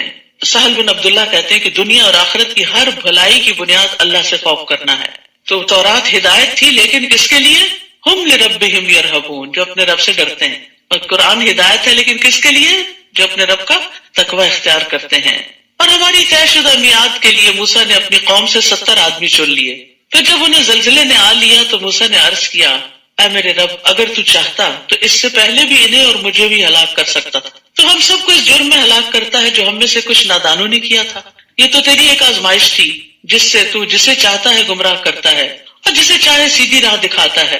تو ہی ہمارا سرپرست ہے، لہٰذا ہمیں معاف فرما اور ہم پر رحم فرما، اور تو ہی سب سے بڑھ کر معاف کرنے والا ہے۔ انت ولینا فاغفر لنا وارحمنا وانت خیر الغافرین واکتب لنا فی هذه الدنیا حسنہ وفی الآخرہ انا ہدنا الیک، اور ہمارے لیے اس دنیا میں بھی نیکی بھلائی لکھ دے، حسنہ لکھ دے، اور آخرت میں بھی ہم نے تیری طرف رجوع کر لیا۔ اللہ تعالیٰ نے جواب میں فرمایا، سزا تو میں اسے ہی دیتا ہوں جسے چاہوں گا، مگر میری رحمت ہر چیز کو گھیرے ہوئے ہے۔ وَرَحْمَتِي وَسِعَتْ كُلَّ شَيْءٍ، لہٰذا جو لوگ تقوی اختیار کرتے ہیں، زکوٰۃ دیتے ہیں اور ہماری آیات پر ایمان لاتے ہیں، ان کے لیے میں رحمت ہی لکھوں گا۔ تو اللہ کی رحمت پانے کے لیے کیا کرنا چاہیے؟ تقوی، زکوٰۃ اور آیات پر ایمان۔ جو لوگ اس رسول کی پیروی کرتے ہیں جو نبی امی ہے، جس کا ذکر وہ اپنے ہاں تورات اور انجیل میں لکھا ہوا پاتے ہیں، وہ رسول انہیں نیکی کا حکم دیتا اور برائی سے روکتا ہے، ان کے لیے پاکیزہ چیزوں کو حلال اور گندی چیزوں کو حرام کرتا ہے، ان کے بوجھ ان پر سے اتارتا ہے اور وہ بندشیں کھولتا ہے جن میں وہ جکڑے ہوئے تھے۔ لہٰذا جو لوگ اس پر ایمان لائے اور اس کی حمایت اور مدد کی اور اس روشنی کی پیروی کی جو اس کے ساتھ نازل کی گئی ہے، تو یہی لوگ فلاح پانے والے ہیں۔ تو یہاں پر نبی امی سے مراد کون ہے؟ رسول اللہ صلی اللہ علیہ وسلم۔ آپ کو امی کیوں کہا گیا؟ کیونکہ آپ لکھ پڑھ نہیں سکتے تھے، اس کے باوجود آپ پر اللہ نے جو علم نازل کیا اس کی کوئی مثال نہیں، وہ پڑھے لکھوں کے پاس بھی نہیں۔ اللہ تعالیٰ نے نبی صلی اللہ علیہ وسلم کی وجہ سے امت کو آسانی بخشی، جس کا یہاں ذکر کیا جا رہا ہے، اور آپ واقعی آسانیاں دیتے تھے۔ آپ فرماتے ہیں اگر میری امت پر مشقت نہ ہوتی تو میں انہیں ہر نماز کے لیے تازہ وضو کرنے کا حکم دیتا، لیکن اللہ نے ایسا نہیں کیا، یعنی آسانی کی کہ اگر وضو ہے تو ایک نماز پڑھ لی تو دوسری بھی پڑھ سکتے ہو، نوافل بھی پڑھ سکتے ہو، کیونکہ بعض لوگ اس غلط فہمی کا شکار ہوتے ہیں کہ شاید ہر نماز کے لیے تازہ وضو کرنے کی ضرورت، ایسا کچھ نہیں۔ اگر آپ کو وضو ہے تو آپ اللہ کی دی ہوئی رخصت سے فائدہ اٹھائیں، اور خاص طور پر جب آپ سفر میں ہوں یا آپ کے ساتھ اور لوگ بھی ہوں، کیونکہ بعض لوگ اکٹھے جیسے جا رہے ہوں تو ایک ان میں سے واش روم گھس جاتا ہے جی میں تازہ وضو کر رہا ہوں، اور باقی سارے کھڑے انتظار کر رہے ہیں۔ تو یہ اللہ سبحانہ وتعالیٰ کی دی ہوئی رخصت اور آسانی ہے جس سے فائدہ اٹھانا چاہیے۔ اور اسی طرح مسواک کے بارے میں بھی آتا ہے کہ اگر مشقت نہ ہوتی تو جتنا مسواک کا فائدہ ہے میں ہر نماز کے ساتھ پابندی کر دیتا، لیکن نہیں کی گئی۔ اسی طرح اور بھی بہت سی پابندیاں ہم سے اٹھا لی گئی جو بنی اسرائیل پر تھی، قل یا ایھا الناس انی رسول اللہ الیکم جمیعا، آپ کہہ دیجئے لوگو میں تم سب کی طرف اللہ کا رسول ہوں۔ یاد رکھیے ہر رسول اپنی اپنی قوم کی طرف بھیجا گیا، لیکن محمد صلی اللہ علیہ وسلم سب کی طرف بھیجے گئے۔ قیامت کے دن تک آپ کی رسالت سب کے لیے ہے، دنیا کے ہر ملک، ہر کانٹیننٹ، ہر علاقے، ہر رنگ، ہر زبان بولنے والوں کے لیے آپ سب کے رسول ہیں۔ میں تم سب کی طرف اس اللہ کا رسول ہوں جو آسمانوں اور زمین کی سلطنت کا مالک ہے، اس کے سوا کوئی الہ نہیں، وہی زندہ کرتا ہے اور موت دیتا ہے، لہذا اللہ اور اس کے رسول نبی امی پر ایمان لے آؤ۔ جو اللہ اور اس کے ارشادات پر ایمان لاتا ہے اور اسی کی پیروی کرو، امید ہے کہ تم راہ راست پالو گے۔ رسول اللہ صلی اللہ علیہ وسلم نے فرمایا پہلے انبیاء خاص اپنی قوموں کی طرف بھیجے جاتے تھے، لیکن مجھے تمام انسانوں کی ہدایت کے لیے بھیجا گیا ہے۔ رسول اللہ صلی اللہ علیہ وسلم نے فرمایا آسمان اور زمین کے درمیان جتنی چیزیں ہیں وہ سب جانتے ہیں کہ میں اللہ کا رسول ہوں، سوائے نافرمان جنات اور انسانوں کے، وہ نہیں مانتے۔ تو لوگوں کی نجات نبی صلی اللہ علیہ وسلم پر ایمان لانے میں ہی ہے۔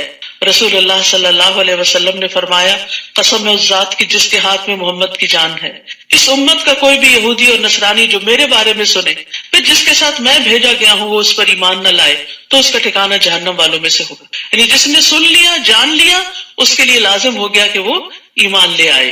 اور موسیٰ علیہ السلام کی قوم میں ایک گروہ ایسا بھی ہے جو حق کے مطابق ہدایت کرتے اور اسی کے مطابق انصاف کرتے ہیں، اور ہم نے بنی اسرائیل کے 12 قبیلوں کو 12 جماعتیں بنا دیا تھا۔ اور جب موسیٰ سے اس کی قوم نے پانی مانگا تو ہم نے اسے وحی کی کہ اس چٹان پر اپنا عصا مارو۔ بہت بڑی چٹان کے اوپر صرف لکڑی کا عصا مارا تو اس چٹان سے 12 چشمے پھوٹ نکلے۔ سبحان اللہ، یہ معجزہ تھا، یہ اللہ کی قدرت تھی، ورنہ آپ مارے ڈنڈا کسی چٹان پر، ڈنڈا ہی ٹوٹ جائے گا، وہاں سے نکلے گا کچھ نہیں۔ اور ہر قبیلہ اپنا اپنا گھاٹ بھی جان گیا، سب کو پتا تھا کہ اس نے کہاں سے پانی لینا ہے۔ یہ تقسیم کار تھی، ورنہ پانی پر تو بہت جھگڑے ہو جایا کرتے ہیں کہ پہلے میری باری اور پہلے میری۔ نیز ہم نے ان پر بادل کا سایہ کیا اور ان پر من و سلوہ نازل کیا اور فرمایا یہ پاکیزہ چیزیں کھاؤ جو ہم نے تمہیں عطا کی ہیں۔ اور ان لوگوں نے ہمارا تو کچھ نہ بگاڑا بلکہ خود آپ ہی اپنے اوپر ظلم کر رہے تھے۔ یعنی جب انہوں نے شکر ادا نہ کیا، فرائض پر عمل نہیں کیا تو ان سے ہر خیر ختم ہوتی گئی۔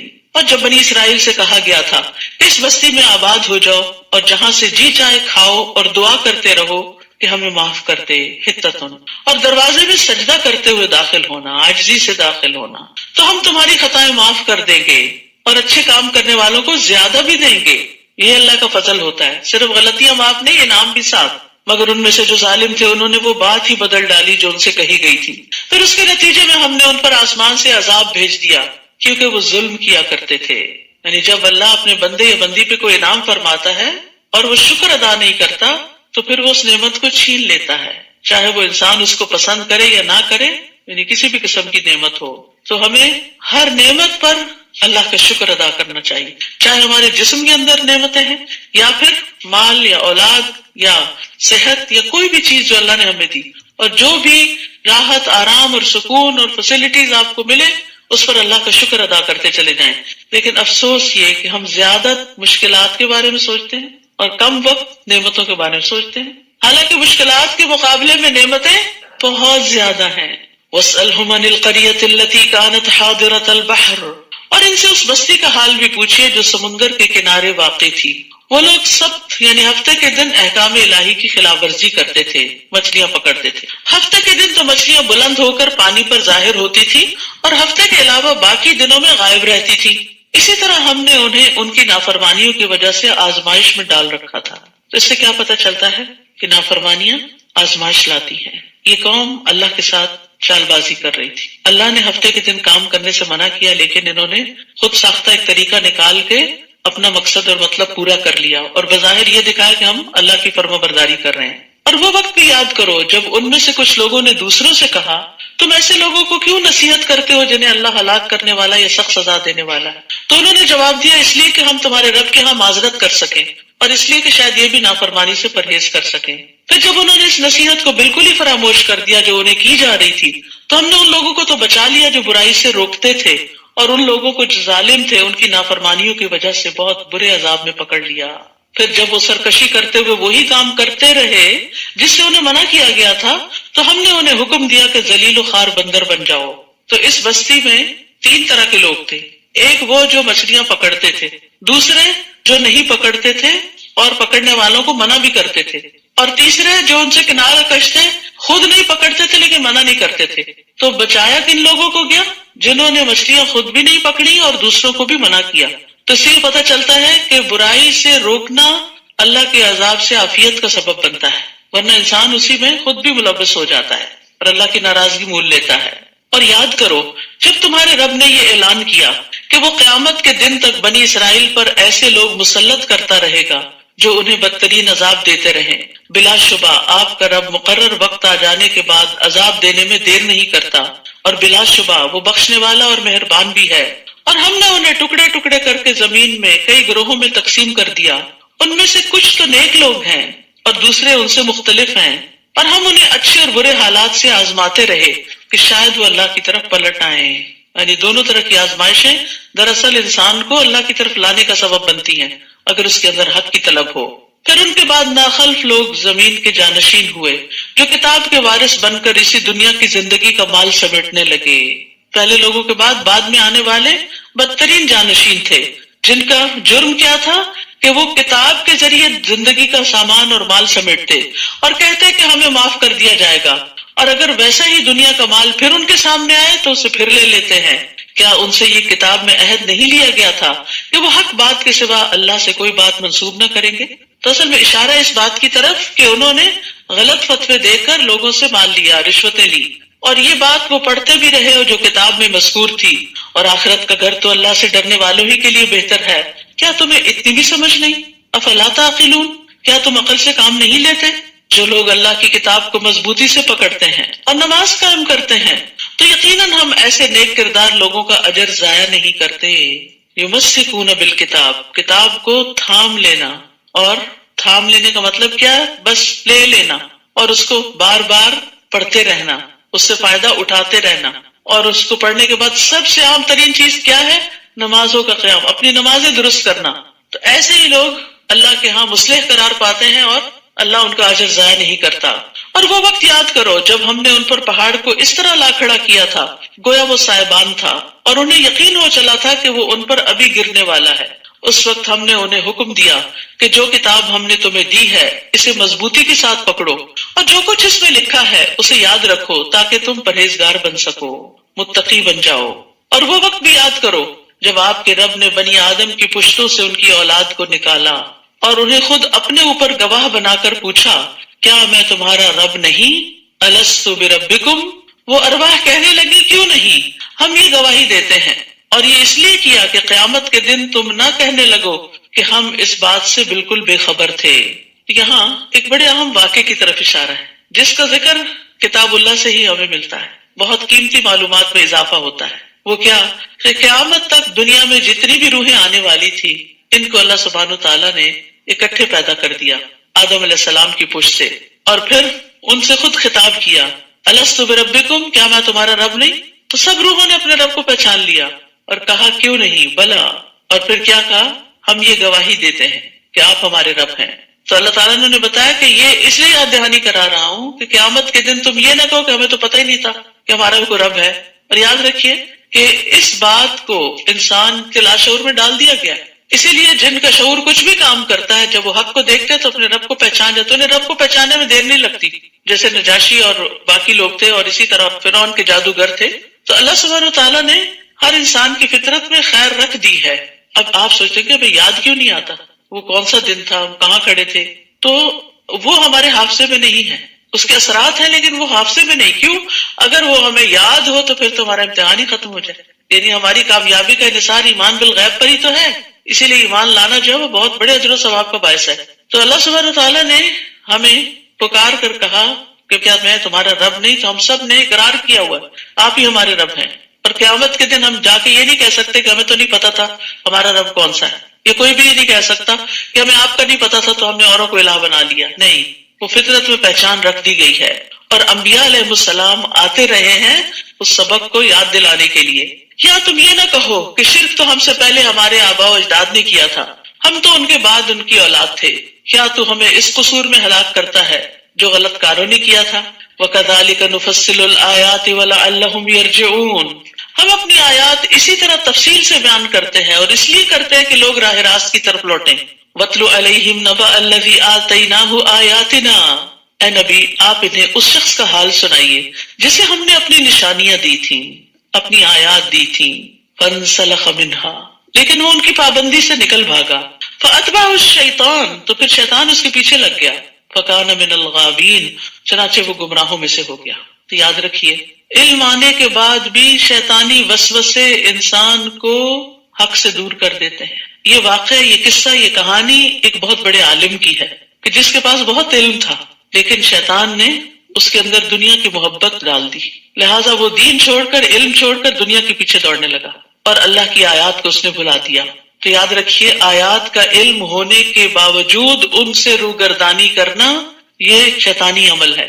پتہ بھی ہے پھر بھی نہیں عمل کر رہے ان پر، کیونکہ شیطان پیچھے پڑا ہوا ہے۔ اور آیات کا علم ہونے کے باوجود ان سے نکل بھاگنا، ان کی پابندی چھوڑ دینا، یہ شیطان کے وسوسوں کا اثر ہوتا ہے۔ تو انسان جب شیطان کے وسوسے کی اطاعت کرتا ہے تو شیطان اس کو کنٹرول کر لیتا ہے، اس کی باگیں اپنے ہاتھ میں لے لیتا ہے، اس کو اپنے تابع کر لیتا ہے، اس کو پھر مزید گمراہ کرتا ہے، اور اس پر حملہ آور ہوتا ہے اور اس کو اپنی پسند کے رستوں پہ لے جاتا ہے۔ تو سارا دین، پڑھا لکھا ہر چیز دھری کی دھری رہ جاتی ہے۔ اور بہت سے لوگوں کے ساتھ یہ ہوتا ہے کہ وہ دین کی طرف آنے کے باوجود، قرآن پڑھنے کے باوجود سب کچھ بھلا کے صرف دنیا کے پیچھے بھاگ رہے ہوتے ہیں اور شیطان کے آلہ کار بن جاتے ہیں۔ تو اس لیے یہاں کی جو مثال بیان کی گئی ہے یہ ایک ریئل سٹوری ہے جس سے سبق دیا جا رہا ہے۔ فرمایا، اور اگر ہم چاہتے تو ان آیات سے اس کے درجات کو بلند کر دیتے، یعنی دین کے علم سے بھی درجات کی بلندی ہوتی ہے، صرف دنیا کے مال سے نہیں، بلکہ دین کی وجہ سے جو دلوں میں لوگوں کی محبت ہوتی ہے بڑی خالص ہوتی ہے۔ اور مال کی وجہ سے جو لوگ آپ سے محبت کرتے ہیں وہ آپ سے نہیں کر رہے ہوتے، وہ مال سے کر رہے ہوتے ہیں۔ اور اگر آپ کے پاس مال نہ رہے تو وہ چٹ جائیں، وہ آپ کو پوچھے بھی نہ، کیونکہ اب ان کو آپ سے کوئی فائدہ حاصل نہیں ہو رہا۔ لیکن علم والا مرتے دم تک فائدہ پہنچا سکتا ہے، لہذا اس کی قدر میں کمی نہیں ہوتی۔ ہم چاہتے تو ان آیات سے اس کے درجات بلند کر دیتے، مگر وہ تو پستی کی طرف جھک گیا۔ دنیا کی طرف جھکنا پستی کی طرف جانا ہے، اور اپنی خواہش کے پیچھے لگ گیا۔ ایسے شخص کی مثال کتے کی سی ہے۔ کتا لالچ کا سمبل ہے، اگر تو اس پر حملہ کرے تو بھی ہانپتا ہے، نہ کرے تو بھی ہانپتا ہے، وہ زبان لٹکائے رکھتا ہے، اور جو کوئی چیز نظر آتی ہے اس کے پیچھے بھاگتا ہے کہ شاید یہ میرے لیے ہو، ہر چیز کو سونگتا ہے۔ یعنی دنیا کے لالچ میں ہر اس کام کے پیچھے چل پڑتے ہیں جس سے دنیا کا فائدہ ہو، چاہے دین کے نقصان پر ہی کیوں نہ ہو۔ یہ ان لوگوں کی مثال ہے جنہوں نے ہماری آیات کو جھٹلا دیا، یعنی جاننے کے باوجود انکار کر دیا۔ آپ ایسے قصے ان سے بیان کرتے رہیے، شاید کہ یہ لوگ کچھ غور و فکر کریں۔ قطبی کہتے ہیں کہ ہر وہ چیز جو ہانپتی ہے تھک کر یا پیاس کی وجہ سے، سوائے کتے کے، اگر وہ تھکا ہوا تو بھی ہانپتا ہے، راحت اور سکون کی حالت تو بھی ہانپتا ہے۔ یعنی کتا ہر حال میں زبان لٹکاتا ہے، چاہے وہ بھوکا ہے یا پیٹ بھرا ہوا اس کا، یعنی اس کی لالچ کہیں ختم ہونے کو نہیں آتی۔ تو ہر وہ شخص جو اللہ کی آیات کو جھٹلاتا ہے اس کے لیے مثال بیان کی گئی ہے۔ وہ کہتے ہیں کہ اگر آپ اس کو واز کریں تو بھی گمراہی میں پڑا رہتا ہے، کرنا چھوڑ دیں تو بھی وہ دنیا کے پیچھے بھاگتا رہتا ہے۔ جیسے کتا ہوتا ہے کہ اگر آپ اس کو نکال باہر کریں اور بھگا دیں تب بھی ہانپے گا، اگر اس کو وہیں بیٹھا رہنے دیں چھوڑ دیں تب بھی ہانپے گا۔ یعنی وہ مجلس میں ہو، وہ تنہائی میں ہو، اس کی سوچیں، اس کی چاہت، سب کچھ صرف دنیا کے گرد گھوم رہی ہوتی۔ ایسے لوگوں کی مثال بہت بری ہے جنہوں نے ہماری آیات کو جھٹلایا اور خود اپنے آپ پر ہی ظلم کرتے رہے۔ یعنی اللہ کے دین کا انکار اللہ کو نقصان نہیں دیتا۔ اگر ہم کوئی بات نہیں مانتے تو اللہ تعالیٰ کو کچھ بھی نہیں جاتا، وہ قابل تعریف ہے۔ زمین اور آسمان کی ہر چیز اس کی تعریف بیان کر رہی ہے، ہر چیز، اس کو فرق نہیں پڑتا۔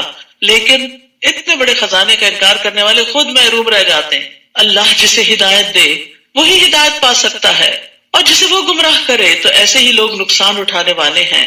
وَلَقَدْ ذَرَأْنَا لِجَهَنَّمَ كَثِيرًا مِنَ الْجِنِّ وَالْإِنسِ لَهُمْ قُلُوبٌ لَا يَفْقَهُونَ بِهَا وَلَهُمْ أَعْيُنٌ لَا يُبْصِرُونَ بِهَا وَلَهُمْ آذَانٌ لَا يَسْمَعُونَ بِهَا أُولَئِكَ كَالْأَنْعَامِ بَلْ هُمْ أَضَلُّ أُولَئِكَ هُمُ الْغَافِلُونَ۔ بہت سے ایسے جن اور انسان ہیں جنہیں ہم نے جہنمی کے لیے پیدا کیا ہے، استغفر اللہ۔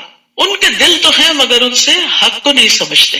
دل ہے، حق نہیں ہے ان کے اندر، حق کو سمجھنے کی کوشش نہیں کرتے۔ آنکھیں ہیں لیکن ان سے دیکھتے نہیں، یعنی کائنات کی نشانیوں سے اپنے رب کو نہیں پہچانتے۔ کان ہے، اس سے سنتے نہیں، سچ بات سننے کے لیے، اللہ کا کلام سننے کے لیے ان کے پاس توفیق نہیں۔ ایسے لوگ چوپایوں کی طرح ہیں، انعام کی طرح ہیں، بلکہ ان سے بھی گئے گزرے، اور یہی لوگ غفلت میں پڑے ہوئے ہیں۔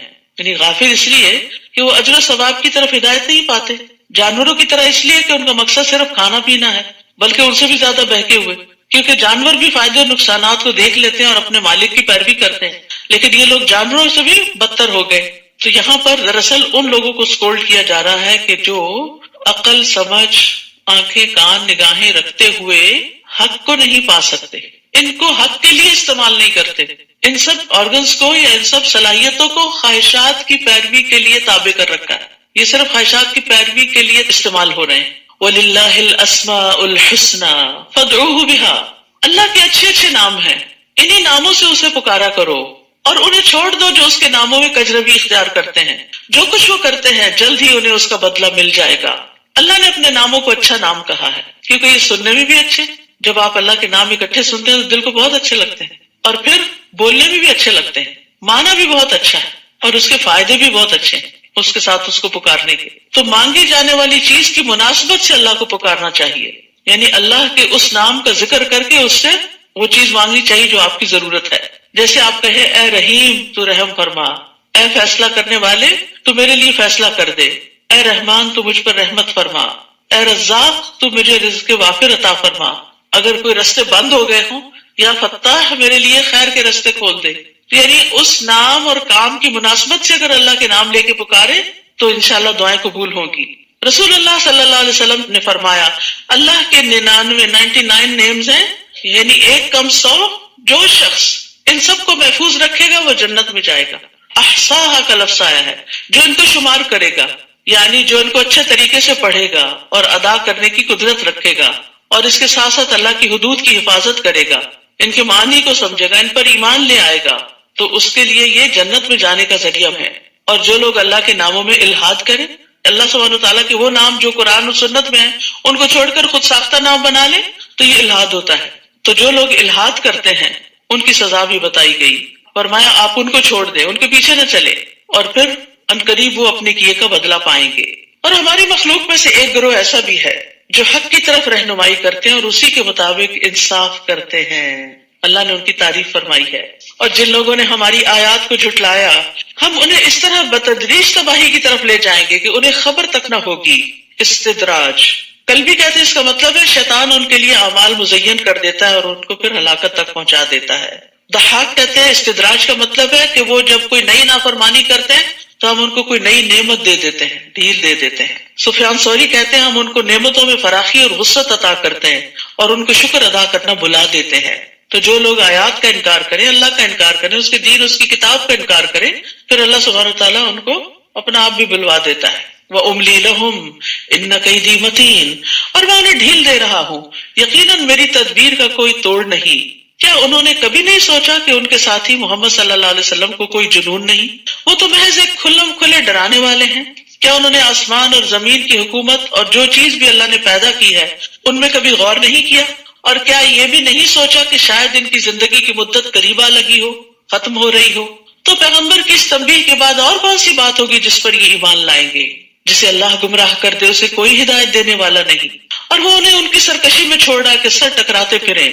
لوگ آپ سے پوچھتے ہیں کہ قیامت کب قائم ہوگی؟ آپ ان سے کہیے یہ بات تو میرا رب ہی جانتا ہے، وہی اسے اس کے وقت پر ظاہر کرے گا، اور یہ آسمانوں اور زمین کا بڑا بھاری حادثہ ہوگا جو یکدم تم پر آ پڑے گا۔ یعنی قیامت کا آنا زمین پر سب سے بڑا حادثہ ہے۔ لوگ آپ سے یوں پوچھتے ہیں جیسے آپ ہر وقت اس کی ٹو میں لگے ہوئے ہوں، یعنی قیامت ہی کے بارے میں سوچتے رہیں۔ ان سے کہیے اس کا علم تو اللہ ہی کو ہے، مگر اکثر لوگ اس حقیقت کو نہیں جانتے۔ قُل لَا أَمْلِكُ لِنَفْسِي نَفْعًا وَلَا ضَرًّا إِلَّا مَا شَاءَ اللَّهُ، آپ کہہ دیجئے مجھے تو خود اپنے آپ کو بھی نفع یا نقصان پہنچانے کا اختیار نہیں۔ یہ کس کو کہا جا رہا ہے؟ نبی صلی اللہ علیہ وسلم کو۔ نفع نقصان کا اصل مالک کون ہے؟ صرف اللہ۔ نبی صلی اللہ علیہ وسلم کے پاس بھی اختیار نہیں۔ آپ سے جو نفع انسانوں کو پہنچا وہ وہی ہے جو اللہ نے ان کو دیا، لیکن الٹیمیٹ نفع نقصان کا مالک صرف اور صرف اللہ تعالیٰ ہے۔ اور بندوں سے بھی بندوں کو جو نفع پہنچتا ہے نا اس کا بھی اللہ اذن دے تو پہنچتا ہے۔ اللہ ہی جو کچھ چاہتا ہے وہ ہوتا ہے، اور اگر میں غیب جانتا ہوتا، یہ پیغمبر کہہ رہے ہیں نبی صلی اللہ علیہ وسلم، اگر میں غیب جانتا ہوتا تو بہت سی بھلائیاں حاصل کر لیتا، مجھے کبھی کوئی تکلیف نہ پہنچتی، پہلے سے ہی بندوبست کر لیتا، سد باب کر لیتا۔ میں تو محض ایک ڈرانے والا اور بشارت دینے والا ہوں ان لوگوں کے لیے جو ایمان لے آئیں۔ وہی تو ہے جس نے تمہیں ایک جان سے پیدا کیا اور اس سے اس کی بیوی بنائی تاکہ اس کے ہاں سکون حاصل کرے. تو ایک عورت کا جو اہم ترین رول ہے زندگی میں وہ ہے شوہر کے لیے باعث سکون ہونا. یہ اس کی بہت بڑی عبادت ہے تاکہ وہ باہر کے بڑے بڑے کام کر سکے. باہر کی دنیا کے چیلنجز بہت بڑے ہوتے ہیں, اس کے لیے گھر کے اندر سکون چاہیے ہوتا ہے, لیکن ہم اپنے کاموں کو بہت بڑا سمجھتے ہیں. اس کا یہ مطلب نہیں کہ بیوی کو سکون نہیں چاہیے اور اس کو سکون نہیں حاصل کرنا چاہیے, اس کی طلب نہیں ہونی چاہیے. نہیں, یہ تو دو طرفہ ہی ہوتا ہے, لیکن بیوی کا رول اس میں زیادہ ہے. گھر کو پرسکون کرنے میں بیوی کا رول کہیں زیادہ ہے مرد سے. مرد تو مہمان کی طرح سارا دن کے بعد کام کر کے آتا ہے, پھر رات گزار کے پھر صبح کام پہ چل پڑتا ہے.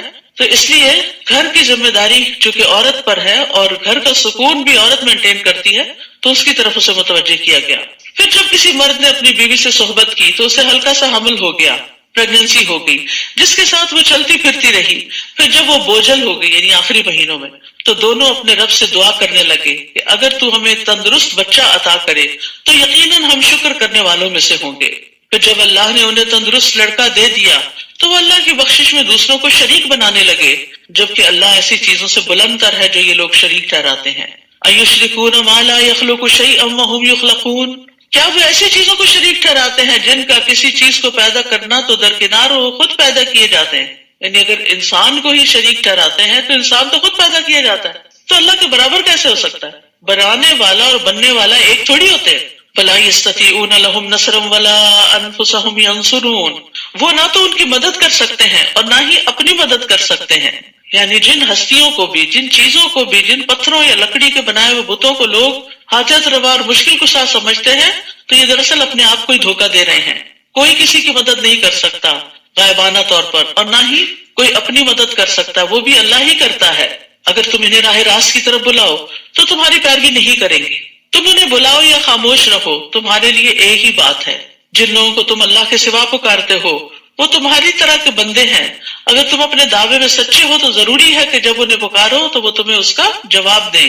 الہم رجل یمشون بها ام لہم ایدی یبطشون بها ام لہم اعین یبصرون بها ام لہم آذان یسمعون بها قل ادعوا شرکاءکم ثم کیدون فلا تنظرون. کیا ان کے پاؤں ہیں جن سے وہ چلتے ہوئے, جن کو یہ پکارتے ہیں, جو بت کھڑے کیے ہوئے انہوں نے جگہ جگہ اور ان سے مرادیں مانتے ہیں اور دعائیں کرتے ہیں, یہ بتائے کہ کیا وہ کہیں چلتے پھرتے بھی ہیں یا بس کھڑے ہی رہتے ہیں ایک جگہ پر؟ یا ان کے ہاتھ ہیں جن سے وہ پکڑتے ہو, یا ان کی آنکھیں ہیں جن سے دیکھتے ہو, یا ان کے کان ہیں جن سے سنتے ہو؟ آپ ان سے کہیے کہ اپنے سارے شریکوں کو بلاؤ اور میرا جو کچھ بگاڑ سکتے ہو بگاڑو اور مجھے مہلت بھی نہ دو. تو یہاں پر اللہ سبحانہ وتعالیٰ نے پاؤں, ہاتھ, آنکھوں اور کانوں کا خاص ذکر کیا, کیونکہ یہ ہدایت حاصل کرنے کے خاص ذرائع ہیں, علم کے حصول کے لیے, کوشش کرنے کے لیے, دوسروں کی مدد کرنے کے لیے. تو اس لیے کہا کہ غیر اللہ کے پاس تو یہ ساری فیکلٹیز ہی نہیں ہے, تو وہ تمہاری مدد کہاں سے کریں گے؟ ان ولی اللہ الذی نزل الکتاب وهو یتولی الصالحین, میرا تو سرپرست وہ اللہ ہے جس نے یہ کتاب نازل کی اور وہی نیک آدمیوں کی سرپرستی فرماتا ہے. اگر آپ چاہتے ہیں کہ اللہ آپ کا سرپرست ہو جائے, آپ کے سارے کاموں کو سنوار دے, تو اللہ سے دوستی کریں, اللہ کے قریب کرنے والے اعمال اختیار کریں. اور یہاں وعدہ کیا جا رہا ہے وَهُوَ يَتَوَلَّى الصَّالِحِينَ, اور جنہیں تم اللہ کے سوا پکارتے ہو وہ تمہاری کیا مدد کریں گے؟ وہ تو اپنی مدد بھی نہیں کر سکتے. تو یہ اللہ کی دی ہوئی رہنمائی ہے نا کہ کہاں سے مدد ملے گی اور کہاں سے نہیں ملے گی. وَإِن تَدْعُوهُمْ إِلَى الْهُدَى لَا يَسْمَعُوا, بلکہ اگر تم انہیں ہدایت کی طرف بلاؤ تو وہ تمہاری بات سن بھی نہیں سکتے. تمہیں ایسا نظر آتا کہ وہ تمہاری طرف دیکھ رہے ہیں حالانکہ فی الواقع کچھ بھی نہیں دیکھتے. خذ العفو وأمر بالعرف وأعرض عن الجاہلین, اے نبی صلی اللہ علیہ وسلم درگزر کرنے کا رویہ اختیار کیجئے, معروف کاموں کا حکم دیجئے اور جاہلوں سے کنارہ کشی اختیار کیجئے. تو ہمارے دین نے ہمیں کیا سکھایا کہ ہم جاہلوں سے اعراض برتا کریں. اب یہاں اس کا تعلق خذ العفو وأمر بالعرف سے کیوں ہے؟ کیونکہ جب انسان نیکی کا کام کرنے جاتا ہے, کسی کو برائی سے روکتا ہے, کوئی نیکی تعلیم دیتا ہے, تو پھر کیا ہوتا ہے, لوگ اس سے الجھ پڑتے ہیں کیونکہ وہ سمجھتے نہیں ہوتا کہ آپ کا کاز کیا, آپ کیا چاہتے ہیں. اور آپ میں سے بہت سے لوگوں کو اس کا اتفاق ہوا ہوگا کہ گھر پہ بات کی کوئی اچھی, یا کسی گیدرنگ میں کی, یا خاص طور پر کسی موقع پہ کی, تو کوئی نہ کوئی پیچھے پڑ گیا. اپنے گھر کو دیکھو, اپنے آپ کو دیکھو, ابھی ہم کہاں اس قابل ہوئے, وغیرہ وغیرہ. تو یہاں پر پہلے فرما دیا خذ العفو, جو بھی کوئی کہے گا اس کو معاف کرتے جانا, پیچھے نہیں پڑنا اس کے, اور نیکی کا کام بتاتے رہیں. وأمر بالعرف, اور تیسری چیز وأعرض عن الجاہلین, جاہلوں سے اعراض برتے.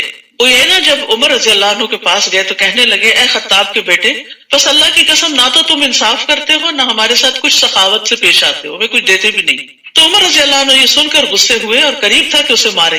اس وقت حر نے ان سے کہا اے امیر المومنین، اللہ تعالیٰ نے اپنے نبی سے فرمایا ہے خذ العفو وأمر بالعرف وأعرض عن الجاہلین، بے شک یہ بھی جاہلوں میں سے ہے۔ اللہ کی قسم جب حر نے قرآن مجید کی تلاوت کی تو عمر رضی اللہ عنہ وہی رک گئے، اور آپ اللہ کی کتاب کے سامنے گردن جھکا دینے والے تھے۔ اللہ کا حکم آ گیا، بس اس سے آگے مجھے نہیں بڑھنا۔ وَإِمَّا يَنزَغَنَّكَ مِنَ الشَّيْطَانِ نَزْغٌ فَاسْتَعِذْ بِاللَّهِ إِنَّهُ سَمِيعٌ عَلِيمٌ، اور اگر کبھی شیطان آپ کو اکسائے تو اللہ سے پناہ مانگیے، وہ سب کچھ سننے اور جاننے والا ہے۔ یعنی حق کے بارے میں اگر کوئی وسوسہ پیدا ہو جائے دل میں، تو میرے خیال ہے سب کو ہی کوئی نہ کوئی ایسا ایکسپیرینس ہوا ہوگا کہ اللہ تعالیٰ کے بارے میں، دین کے کسی حکم کے بارے میں، نبی صلی اللہ علیہ وسلم کے بارے میں شیطان نے کوئی نہ کوئی نیگیٹیوٹی ڈالی، تو اس وجہ سے پھر کیا کرو؟ اس کا مقابلہ کرنے کے لیے شک میں نہ رہو، نافرمانی نہ کرو، غصے میں نہ رہو، اریٹیٹڈ مت ہو۔ جب یہ چیزیں ظاہر ہوں تو شیطان کے شر سے پناہ مانگو، شیطان کے شر سے پناہ مانگو، شیطانی نزغ سے کہ یا اللہ یہ میرا خیال نہیں، میں نہیں ایسے سوچتا، تجھے پتا ہے کہ یہ اچانک ہی میرے دل میں یہ بات ڈال دی گئی ہے، میں تیری طرف رجوع کرتا ہوں۔ تو یاد رکھیے کہ ایاک نستعین میں وسوسوں سے بچنے کی دعائیں بھی موجود ہیں، اور پڑھیے بہت فائدہ دیتی ہیں۔ کچھ لوگ اپنے آپ سے تنگ آ جاتے ہیں وسوسوں کی وجہ سے کہ ہم کریں تو کریں کیا۔ بہترین علاج ہے وہ وسوسوں کا، قرآنی آیات ہیں اس میں، مختصر سا ہے۔ ان الذين اتقوا اذا مسهم طائف من الشيطان تذكروا فاذا هم مبصرون، بلا شبہ جو لوگ اللہ سے ڈرتے ہیں، تقوی اختیار کرتے ہیں، جب کوئی شیطانی وسوسہ چھو بھی جاتا ہے تو چونک پڑتے ہیں اور فوراً صحیح صورتحال دیکھنے لگتے ہیں۔ یعنی ایمان والے وسوسے کو بھانپ جاتے ہیں، غور و فکر کرتے ہوئے اپنی غلطیوں کے مواقع کو دیکھ لیتے ہیں، لغزش کھا جائے تو فوراً توبہ کرتے ہیں، ہر شر سے بچنے کا ذریعہ اختیار کرتے ہیں، ذکر زیادہ کرتے ہیں۔ تو ذکر جو ہے یہ شیطانی حملوں سے بچاؤ کا مضبوط قلعہ ہے۔ یحییٰ علیہ السلام نے بیت المقدس میں بنی اسرائیل کو جمع کیا، جب مسجد بھر گئی تو وہ ایک ٹیلے پہ بیٹھ گئے، پھر اللہ کی حمد و ثنا کی اور فرمایا میں تمہیں کثرت کے ساتھ اللہ عز و جل کا ذکر کرنے کا حکم دیتا ہوں، کیونکہ اس کی مثال اس شخص کی سی ہے جس کا بہت تیزی سے دشمن پیچھا کر رہا ہو اور وہ ایک مضبوط قلعے میں گھس کر پناہ مانگے۔ اس طرح بندہ بھی جب تک اللہ کے ذکر میں مصروف رہتا ہے تو شیطان کے حملوں سے محفوظ قلعے میں بند ہوتا ہے۔ تو اس سے کیا پتہ چلتا ہے کہ وسوسوں کی کثرت ہو، بہت سے لوگ یہ ذکر اپنا کرتے ہیں، تقریر بتاتے ہیں، تو وسوسوں کی اگر کثرت ہونے لگے یا زیادہ ستانے لگے تو پھر ذکر بڑھا دیں، مخصوص ذکر بھی اور عام ذکر بھی۔ اور ان شیطانوں کے بھائی انہیں گمراہی میں کھینچے چلے جاتے ہیں اور اس میں کوئی کسر نہیں اٹھا رکھتے، اور جب آپ ان کے پاس کوئی معجزہ نہ لائے تو کہتے ہیں تم نے خود ہی کوئی معجزہ کیوں نہ منتخب کر لیا۔ آپ ان سے کہیے میں تو صرف اس چیز کی پیروی کرتا ہوں جو میرے رب کی طرف سے مجھ پر وحی کی جاتی ہے، یہ تمہارے رب کی طرف سے بصیرت افروز دلائل ہیں اور ہدایت اور رحمت ہے ان لوگوں کے لیے جو ایمان لاتے ہیں۔ وَإِذَا قُرِئَ الْقُرْآنُ فَاسْتَمِعُوا لَهُ وَأَنصِتُوا لَعَلَّكُمْ تُرْحَمُونَ، اور جب قرآن پڑھا جائے تو اسے غور سے سنو اور خاموش رہو شاید کہ تم پر رحم کیا جائے۔ تو جو لوگ چاہتے ہیں کہ اللہ کی رحمت آئے ہم پر، وہ پوری توجہ سے قرآن مجید سنا کریں۔ اور یہاں پر دو باتیں فرمائی گئی، فَاسْتَمِعُوا وَأَنصِتُوا۔ تو پہلا درجہ کیا ہے کہ انسان بات چیت چھوڑ دے، فون اٹینڈ کرنا چھوڑ دے اور اس طرح کے اور چیزوں سے قطع تعلق ہو جائے۔ اور صرف اتنا ہی کافی نہیں، اپنے ذہن کو بھی بھٹکنے سے بچائے، خود بھی خاموش رہے اور پوری توجہ سے دل و جان کو حاضر کر کے اللہ کے کلام کو سمجھنے کی فکر کرے۔ تو قرآن سنتے وقت کان لگا دینے چاہیے، شور و غل سے بچنا چاہیے، پاس بہت زور زور سے باتیں نہیں کرنی چاہیے۔ ابن عثیمین کہتے ہیں جب کسی انسان کے پاس قرآن پڑھا جا رہا ہو تو اس کے لیے جائز نہیں کہ وہ غافل اور بے خبر ہو، یعنی اس کو سمجھ بھی ہو کہ کیا بات ہو رہی ہے، یا کسی اور سے گفتگو کر رہا ہو، بلکہ اسے چاہیے کہ وہ کان لگا کر اور چپ ہو کر سنے تاکہ اسے اللہ کی رحمت حاصل ہو۔ وَاذْكُرْ رَبَّكَ فِي نَفْسِكَ تَضَرُّعًا وَخِيفَةً وَدُونَ الْجَهْرِ مِنَ الْقَوْلِ بِالْغُدُوِّ وَالْآصَالِ وَلَا تَكُن مِّنَ الْغَافِلِينَ۔ اور اے نبی اپنے رب کو صبح و شام دل ہی دل میں عاجزی، خوف کے ساتھ اور زبان سے بھی ہلکی آواز سے یاد کیجیے، اور ان لوگوں میں سے نہ ہو جائیے جو غفلت میں پڑے ہوئے ہیں۔ یہاں دو تین چیزیں بڑی اہم ہیں۔ نمبر ایک، صبح اور شام رب کا ذکر کرنا۔ تو یہ جو مسنون اذکار ہیں جو نبی صلی اللہ علیہ وسلم سے ثابت ہیں، صبح و شام کی دعائیں وہ لازم پکڑ لیں، اس میں حفاظت کی دعائیں بھی ہیں۔ پھر دوسری بات یہ کہ صبح بھی دعائیں مانگنی چاہیے اور شام کو بھی مانگنی چاہیے۔ تیسری بات یہ کہ دل میں عاجزی ہونی چاہیے دعا مانگتے وقت، یہ نہیں کہ دل میں کہ میرے پاس بڑی دولت ہے اور میں تو ایسا اور ایسا کر دوں گا، ایسی باتیں دل سے نکال دیں۔ اور پھر عاجزی کے ساتھ اور خوف کے ساتھ اور زبان سے بھی ہلکی آواز کے ساتھ اللہ کو یاد کریں، اور ان لوگوں میں سے نہ ہو جو غفلت میں پڑے ہوئے ہیں۔ تو دعائیں مانگتے ہوئے خشوع و خضوع بڑا ضروری ہوتا ہے۔ اللہ تعالیٰ اس دل کی دعا نہیں سنتا جو غافل ہو، جو مشغول ہو کسی اور چیز میں اور منہ سے کر رہا ہو دعا۔ تو حاضر دل سے دعا کرنی چاہیے۔ رسول اللہ صلی اللہ علیہ وسلم نے فرمایا، اللہ سے قبولیت کے یقین کے ساتھ دعا مانگا کرو، اور جان لو کہ بے شک اللہ غافل اور لہو و لعب میں مشغول دل کی دعا قبول نہیں کرتا۔ اور پھر پورے یقین اور اعتماد کے ساتھ دعا کرنی چاہیے۔ یہ نہیں کہنا چاہیے اللہ تو اگر چاہے تو معاف کرنا ہی چاہتا تو نہیں، اللہ تو معاف ہی کر، کیونکہ معافی ہی ہماری ضرورت ہے۔ ان الذین عند ربک لا یستکبرون عن عبادتہ ویسبحونہ ولہ یسجدون۔ اور جو لوگ فرشتے آپ کے رب کے ہاں موجود ہیں وہ کبھی اس کی بندگی سے اکڑتے نہیں، وہ اس کی تسبیح کرتے اور اس کے آگے سجدہ کرتے ہیں۔ سجدہ تلاوت ہے، سجدہ تلاوت جو ہے وہ سنت ہے، نبی صلی اللہ علیہ وسلم اس کا اہتمام کرتے تھے۔ حضرت ابن عمر کہتے ہیں کہ نبی صلی اللہ علیہ وسلم قرآن کی قرات کرتے، بس آپ اس سورت کی قرات کرتے جس میں سجدہ ہوتا تو آپ سجدہ کرتے، ہم بھی آپ کے ساتھ سجدہ کرتے، حتیٰ کہ ہمیں سے بعض کو اپنی پیشانی رکھنے کی بھی جگہ نہ ملتی تھی تو وہ کیا کرتا، دوسرے کے اوپر یا جھک کے بس اشارے سے سجدہ کر لیتا تھا۔ تو اب آپ ایسا کیجئے کہ اپنی اپنی جگہوں پہ جھک جائیے، میں بھی اس طرف منہ کر کے اس قبلے کی طرف جھک جاتی ہوں، اگرچہ اس کے لیے قبلے کی طرف ہونا شرط نہیں، جہاں آپ بیٹھے ہیں قرآن پڑھ رہے ہیں تو آپ اس میں جھک جائیے۔ اس سجدے میں جاتے ہوئے اللہ اکبر کہتے ہیں، اٹھتے ہوئے نہیں کہتے، اور سجد وجہ للذی خلقہ وشق سمعہ والی دعا بھی پڑھ سکتے ہیں، ورنہ سبحان ربی الاعلی بھی کر سکتے ہیں 3 دفعہ، اور اس میں سلام بھی نہیں ہے، ٹھیک ہے۔ سورۃ الانفال۔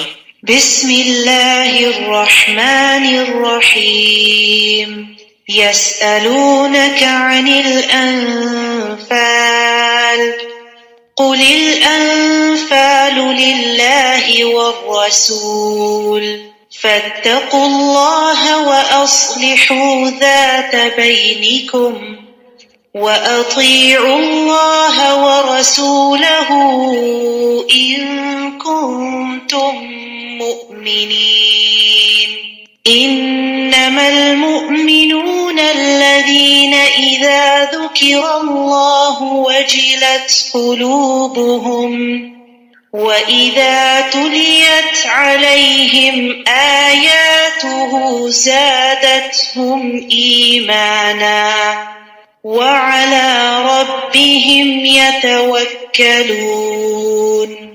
سورۃ الانفال جنگ بدر کے بارے میں ہے۔ انفال سے مراد غنائم ہے۔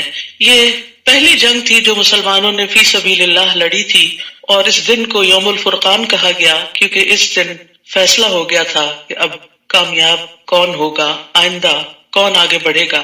مسلمان صرف 313 تھے جبکہ دشمن 1000 کی تعداد میں تھا۔ مسلمانوں کے پاس 1 یا 2 گھوڑے تھے، دشمنوں کے پاس 300 گھوڑے تھے۔ بظاہر کوئی تناسب نظر نہیں آتا تھا، دشمن کا پلہ بہت بھاری تھا، لیکن مسلمانوں کو بہت بڑی فتح حاصل ہوئی۔ اور جب فتح حاصل ہوئی، مال غنیمت آیا تو آپس میں تھوڑی بہت کشمکش بھی ہوئی۔ نوجوان کہتے تھے کہ ہم نے آگے جا کے جنگ کی ہے تو ہمیں زیادہ حصہ ملنا چاہیے، بزرگ کہتے تھے ہم نے پیچھے سے تمہارا دفاع کیا ہے، ہمیں زیادہ ملنا چاہیے۔ تو ارشاد ہوا یسألونک عن الانفال قل الانفال للہ والرسول، لوگ آپ سے انفال یعنی غنائم کے بارے میں پوچھتے ہیں کہ یہ کس کا حق ہے، کیونکہ اس سے پہلے دور جاہلیت میں کوئی طریقہ نہیں تھا، جو طاقتور ہوتا تھا وہی سب کچھ لے جاتا تھا۔ آپ ان سے کہیے کہ یہ اللہ اور اس کے رسول کے لیے ہیں، ابھی اس کے بارے میں مت سوچو، کیونکہ انفال دنیا کا سمبل تھے نا، یہ تم نے اللہ کے لیے جنگ کی ہے، انفال کے لیے تو نہیں کی۔ بس تم لوگ اللہ سے ڈرتے رہو اور اپنے باہمی تعلقات درست رکھو، کیونکہ دنیا باہم جھگڑوں کا باعث بنتی ہے۔ یعنی بجائے اس کے کہ آپس میں کھینچا تانی کرو، انفال کو غنائم کو ایک طرف رکھو اور اپنے تعلقات اچھے کرو، کیونکہ یہ باہم جڑنا مضبوطی کی علامت ہے، اور تم مضبوط ہوگے، طاقتور ہوگے تو آئندہ دشمن کا مقابلہ کر سکو گے۔ اور اللہ اور اس کے رسول کی اطاعت کرو اگر تم مومن ہو۔ نبی صلی اللہ علیہ وسلم نے فرمایا ابن آدم نے کوئی ایسا عمل نہیں کیا جو نماز، آپس میں صلح کروانے اور اچھے اخلاق سے بہتر ہو۔ اللہ کی عبادت اور بندوں کے ساتھ اچھے تعلقات اور اچھا اخلاق اعلی درجات والے لوگوں کا کام ہے یہ۔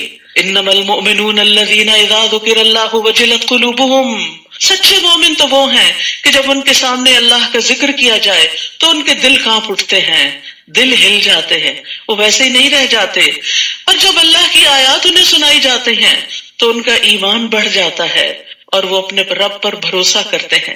تو ہم سب بھی اپنا جائزہ لیں کہ کیا ہمارے بھی دل کانپتے ہیں، اور کیا ہمارا بھی ایمان بڑھتا ہے، اور کیا ہمارے توکل میں اضافہ ہوتا ہے. الذین یقیمون الصلاۃ ومما رزقناہم ینفقون، جو نماز قائم کرتے ہیں اور جو کچھ مال و دولت ہم نے انہیں دے رکھا ہے اس میں سے خرچ کرتے ہیں، یہ ہوتے ہیں سچے مومن. اولئک هم المؤمنون حقا لهم درجات عند ربهم ومغفرۃ ورزق کریم، یہی سچے مومن ہیں، ان کے لیے ان کے رب کے ہاں درجات ہیں. جتنا زیادہ ایمان ہوگا، جتنا زیادہ بہتر اخلاق ہوگا، اتنا ہی درجہ بلند ہوگا. بخشش ہے اور عزت کی روزی ہے. جیسے کہ آپ کا رب آپ کو آپ کے گھر سے یعنی جنگ بدر کے موقع پر حق کام کے لیے نکال لایا تھا، مسلمانوں کو بھی ایسا ہی نکلنا چاہیے تھا. حالانکہ مومنوں کا ایک گروہ اس بات کو پسند نہیں کرتا تھا، یعنی ان پہ یہ جنگ بڑی بھاری تھی. وہ آپ سے حق کے بارے میں جھگڑا کرتے تھے حالانکہ حق ظاہر ہو چکا تھا. ان کا حال یہ تھا جیسے وہ موت کی طرف ہانکے جا رہے ہوں اور وہ موت کو آنکھوں سے دیکھ رہے ہوں.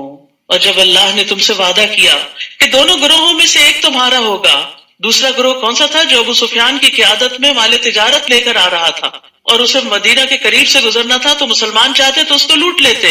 اور دوسری طرف سے دوسرا گروہ جو مکہ سے آ رہا تھا لڑنے کے لیے، تم چاہتے تھے کہ غیر مسلح گروہ یعنی جس کے پاس مال و دولت ہے وہ تمہارے ہاتھ لگ جائے. Easy way. جبکہ اللہ یہ چاہتا تھا کہ اپنے ارشادات سے حق کو حق کر دکھائے اور کافروں کی جڑ کاٹ دے. یعنی تمہیں دنیا کا سامان مطلوب تھا اور اللہ کو حق کی بلندی مطلوب تھی، تاکہ اللہ حق کو حق کر دکھائے اور باطل کو مٹا دے، خواہ یہ بات مجرموں کو ناگوار ہو. اور جب تم اپنے رب سے فریادیں کر رہے تھے، اور خاص طور پر نبی صلی اللہ علیہ وسلم رات بھر دعائیں کرتے رہے، خوب آہوزاری کی، حالانکہ آپ اللہ کے رسول تھے، آپ سے اللہ کی مدد کا وعدہ تھا، اس کے باوجود آپ کی عاجزی دیکھیے اور دعاؤں کی کثرت دیکھیے. تو اللہ نے تمہیں جواب میں فرمایا، میں پے در پے 1000 فرشتے تمہاری مدد کو بھیج رہا ہوں. اللہ کی مدد کب آتی ہے؟ جب انسان اللہ کی طرف رغبت کرتا ہے، عاجزی کرتا ہے، گڑ گڑاتا ہے، مدد مانگتا ہے. یہ بات اللہ نے تمہیں صرف اس لیے بتا دی کہ تم خوش ہو جاؤ کہ تم تنہا نہیں، صرف 313 نہیں، 1000 فرشتے بھی آ رہے ہیں، اور تمہارے دل مطمئن ہو جائیں.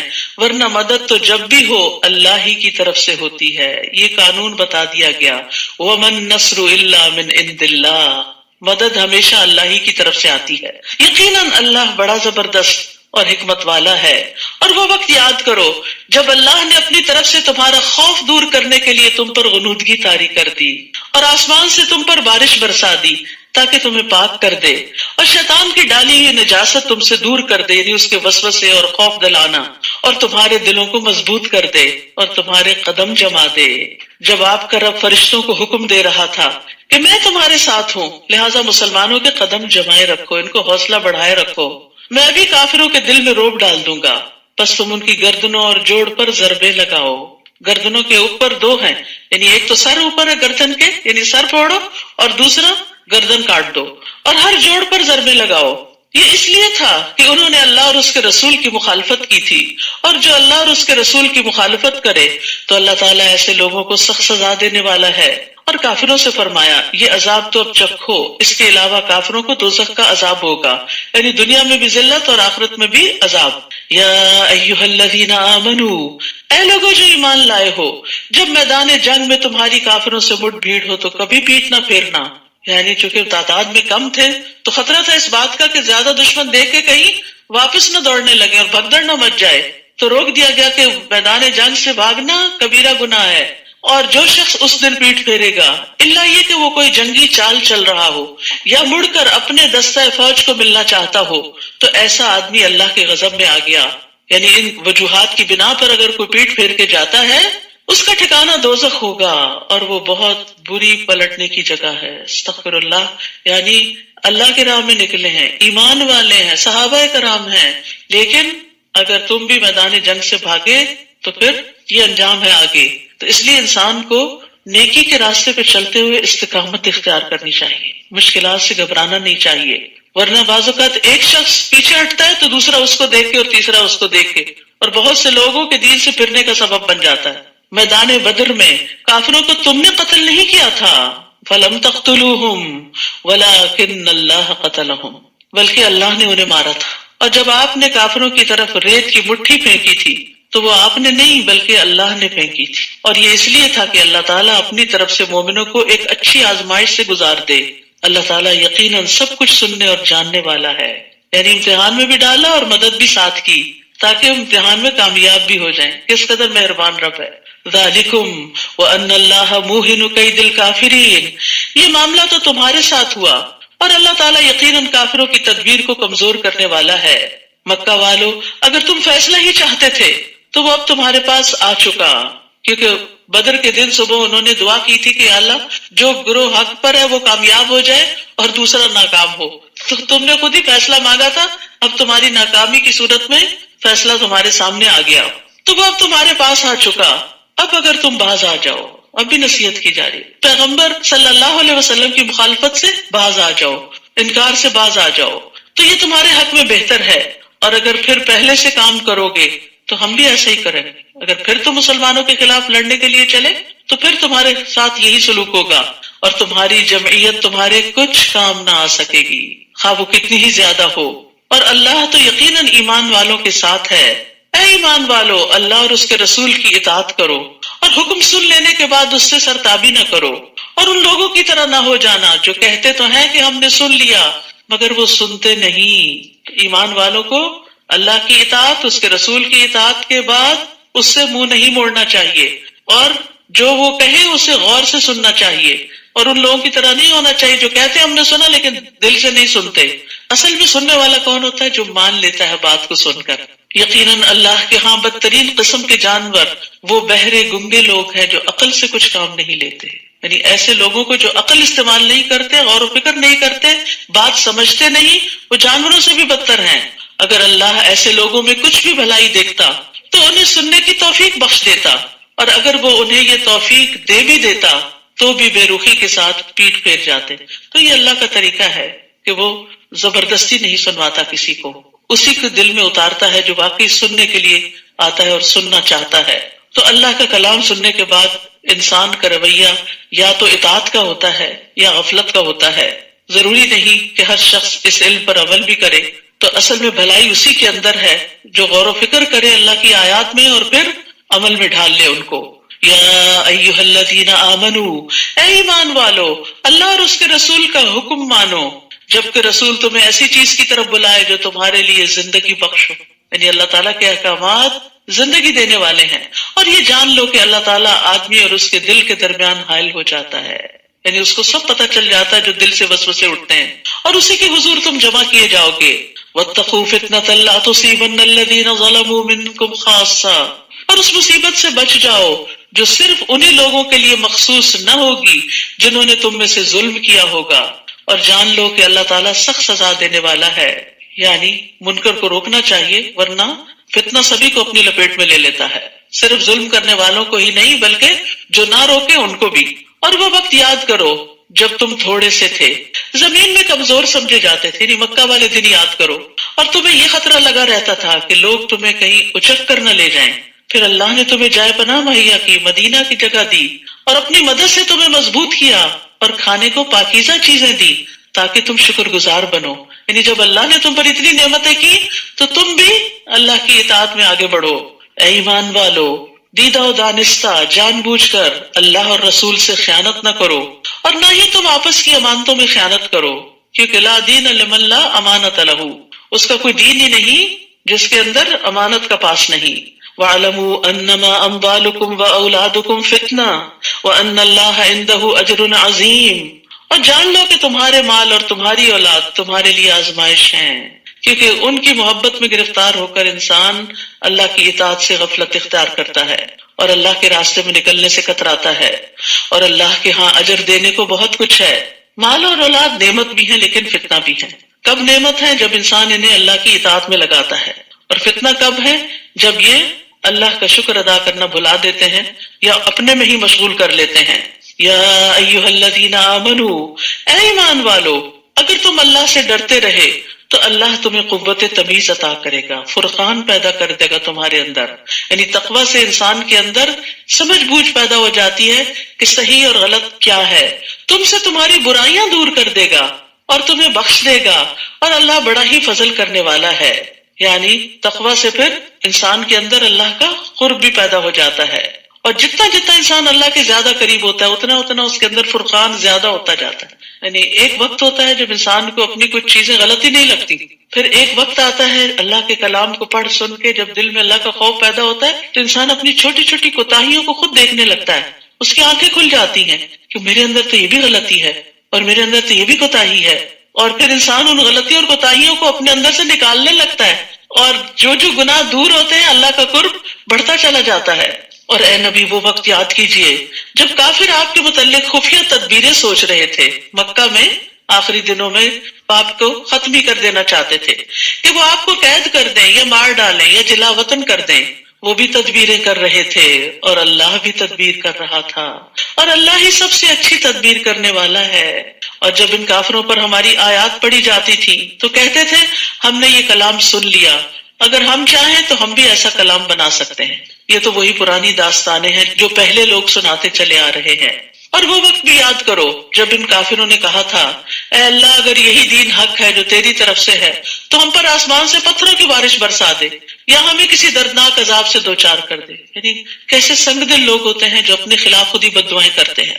حالانکہ یہ مناسب نہ تھا کہ اللہ انہیں عذاب دے اور آپ ان میں موجود ہوں، اور نہ ہی یہ مناسب تھا کہ اللہ ایسے لوگوں کو عذاب دے جو استغفار کرتے ہوں. تو یاد رکھیے استغفار عذاب سے بچانے کا سبب ہے. بعض سلف صالحین کہتے ہیں کہ ہمارے لیے عذاب سے دو پناہیں ہیں، عذاب سے بچنے کی دو چیزیں ہیں. نمبر ایک نبی صلی اللہ علیہ وسلم کا دنیا میں موجود ہونا جب آپ تھے. نمبر دو استغفار کرنا. جب نبی صلی اللہ علیہ وسلم وفات پا گئے تو ایک حفاظت ختم ہو گئی، اب صرف دوسری باقی ہے، اور وہ کیا ہے؟ استغفار. انسان استغفار کی کثرت کرتا رہے تو مصیبتوں سے بچا رہتا ہے، اور آ جائے تو امن مل جاتا ہے، ٹل جاتی ہیں. نبی صلی اللہ علیہ وسلم نے فرمایا انسان جب تک اللہ عز و جل سے استغفار کرتا ہے اس وقت تک اللہ عز و جل کے عذاب سے محفوظ رہتا ہے، انشاءاللہ دنیا میں بھی اور قبر میں بھی اور حشر میں بھی. اور استغفار کی وجہ سے پھر گناہ لکھے بھی نہیں جاتے. اور اللہ ان لوگوں کو عذاب کیوں نہ دے جو دوسروں کو مسجد حرام سے روکتے ہیں حالانکہ وہ اس کے متولی نہیں. اس کے متولی تو صرف وہی ہو سکتے ہیں جو پرہیزگار ہوں، لیکن ان میں سے اکثر لوگ یہ حقیقت نہیں جانتے. بیت اللہ میں ان لوگوں کی نماز بس یہی ہوتی تھی کہ وہ سیڑھیاں بجاتے اور تالیاں پیٹتے تھے. ایک انٹرٹینمنٹ بنا لی تھی انہوں نے عبادت کی. تو لو اب عذاب کا مزہ چکھو. یعنی یہ تمہارے اپنے بدعمالیوں کی وجہ سے یہ سب کچھ تم پر مسلط ہوا ہے. یہ اس کا بدلہ ہے جو تم حق کا انکار کر دیا کرتے تھے. ان الذین کفروا ينفقون اموالهم ليصدوا عن سبیل اللہ. یہ کافر اپنے مال اس لیے خرچ کرتے ہیں کہ لوگوں کو اللہ کی راہ سے روک دیں، اور ابھی یہ لوگ اور بھی خرچ کریں گے، پھر یہی بات ان کے لیے حسرت کا باعث بن جائے گی، پھر وہ مغلوب ہوں گے، پھر یہ کافر جہنم کی طرف گھیر لائے جائیں گے تاکہ اللہ پاک کو ناپاک سے الگ کر دے، پھر ناپاک کو ایک دوسرے کے اوپر رکھ کر ان سب کا ڈھیر لگا دے، پھر اس ڈھیر کو جہنم میں پھینک دے. یہی لوگ ہی دراصل نقصان اٹھانے والے ہیں. اے نبی صلی اللہ علیہ وسلم ان کافروں سے کہیے اگر اب بھی وہ باز آ جائیں تو ان کے پچھلے گناہ معاف کر دیے جائیں گے. سبحان اللہ. ساری مخالفتیں اور نبی صلی اللہ علیہ وسلم اور صحابہ کو دی جانے والی اذیتیں اور پھر جنگ مسلط کرنا یہ سب معاف ہو جائے گا اگر تم اب بھی ایمان لے آؤ. اور اگر پہلے سے کام ہی کرتے رہے تو گزشتہ قوموں میں جو سنت الہی جاری رہی وہی ان کا حال بھی ہوگا. وَقَاتِلُوهُمْ حَتَّى لَا تَكُونَ فِتْنَةٌ. اور ایسے لوگوں سے جنگ کرو تاکہ فتنہ باقی نہ رہے. یعنی نبی صلی اللہ علیہ وسلم جو کفار قریش کے خلاف جنگ کر رہے تھے تو اس کا اصل مقصد کیا تھا کہ فتنہ ختم ہو جائے اور دین پورے کا پورا اللہ کے لیے ہو جائے. اور اگر یہ باز آ جائیں تو جو کچھ یہ کریں گے اللہ اسے خوب دیکھ رہا ہے. وَإِن تَوَلَّوْا فَاعْلَمُوا أَنَّ اللَّهَ مَوْلَاكُمْ نعم المولا و نعم النصیر. اور اگر وہ نہ مانے تو جان لو کہ اللہ تمہارا سرپرست ہے جو بہت اچھا سرپرست ہے، بہت اچھا مددگار ہے. یعنی انہیں دعوت دی جا رہی ہے کہ باز آ جاؤ، اور اگر باز نہیں آئے تو پھر مومنوں کا مولا تو اللہ ہے مگر تمہاری شامت آ جائے گی. تو اللہ سبحانہ و تعالی ہمیں ہمیشہ اپنے عذاب سے محفوظ رکھے اور ہمارا مولا رہے. ربنا تقبل منا انك انت السميع العليم وتب علينا انك انت التواب الرحيم. وصلى الله تعالى على خير خلقه محمد وعلى آله واصحابه واهل بيته اجمعين برحمتك يا ارحم الراحمين. السلام علیکم ورحمۃ اللہ وبرکاتہ.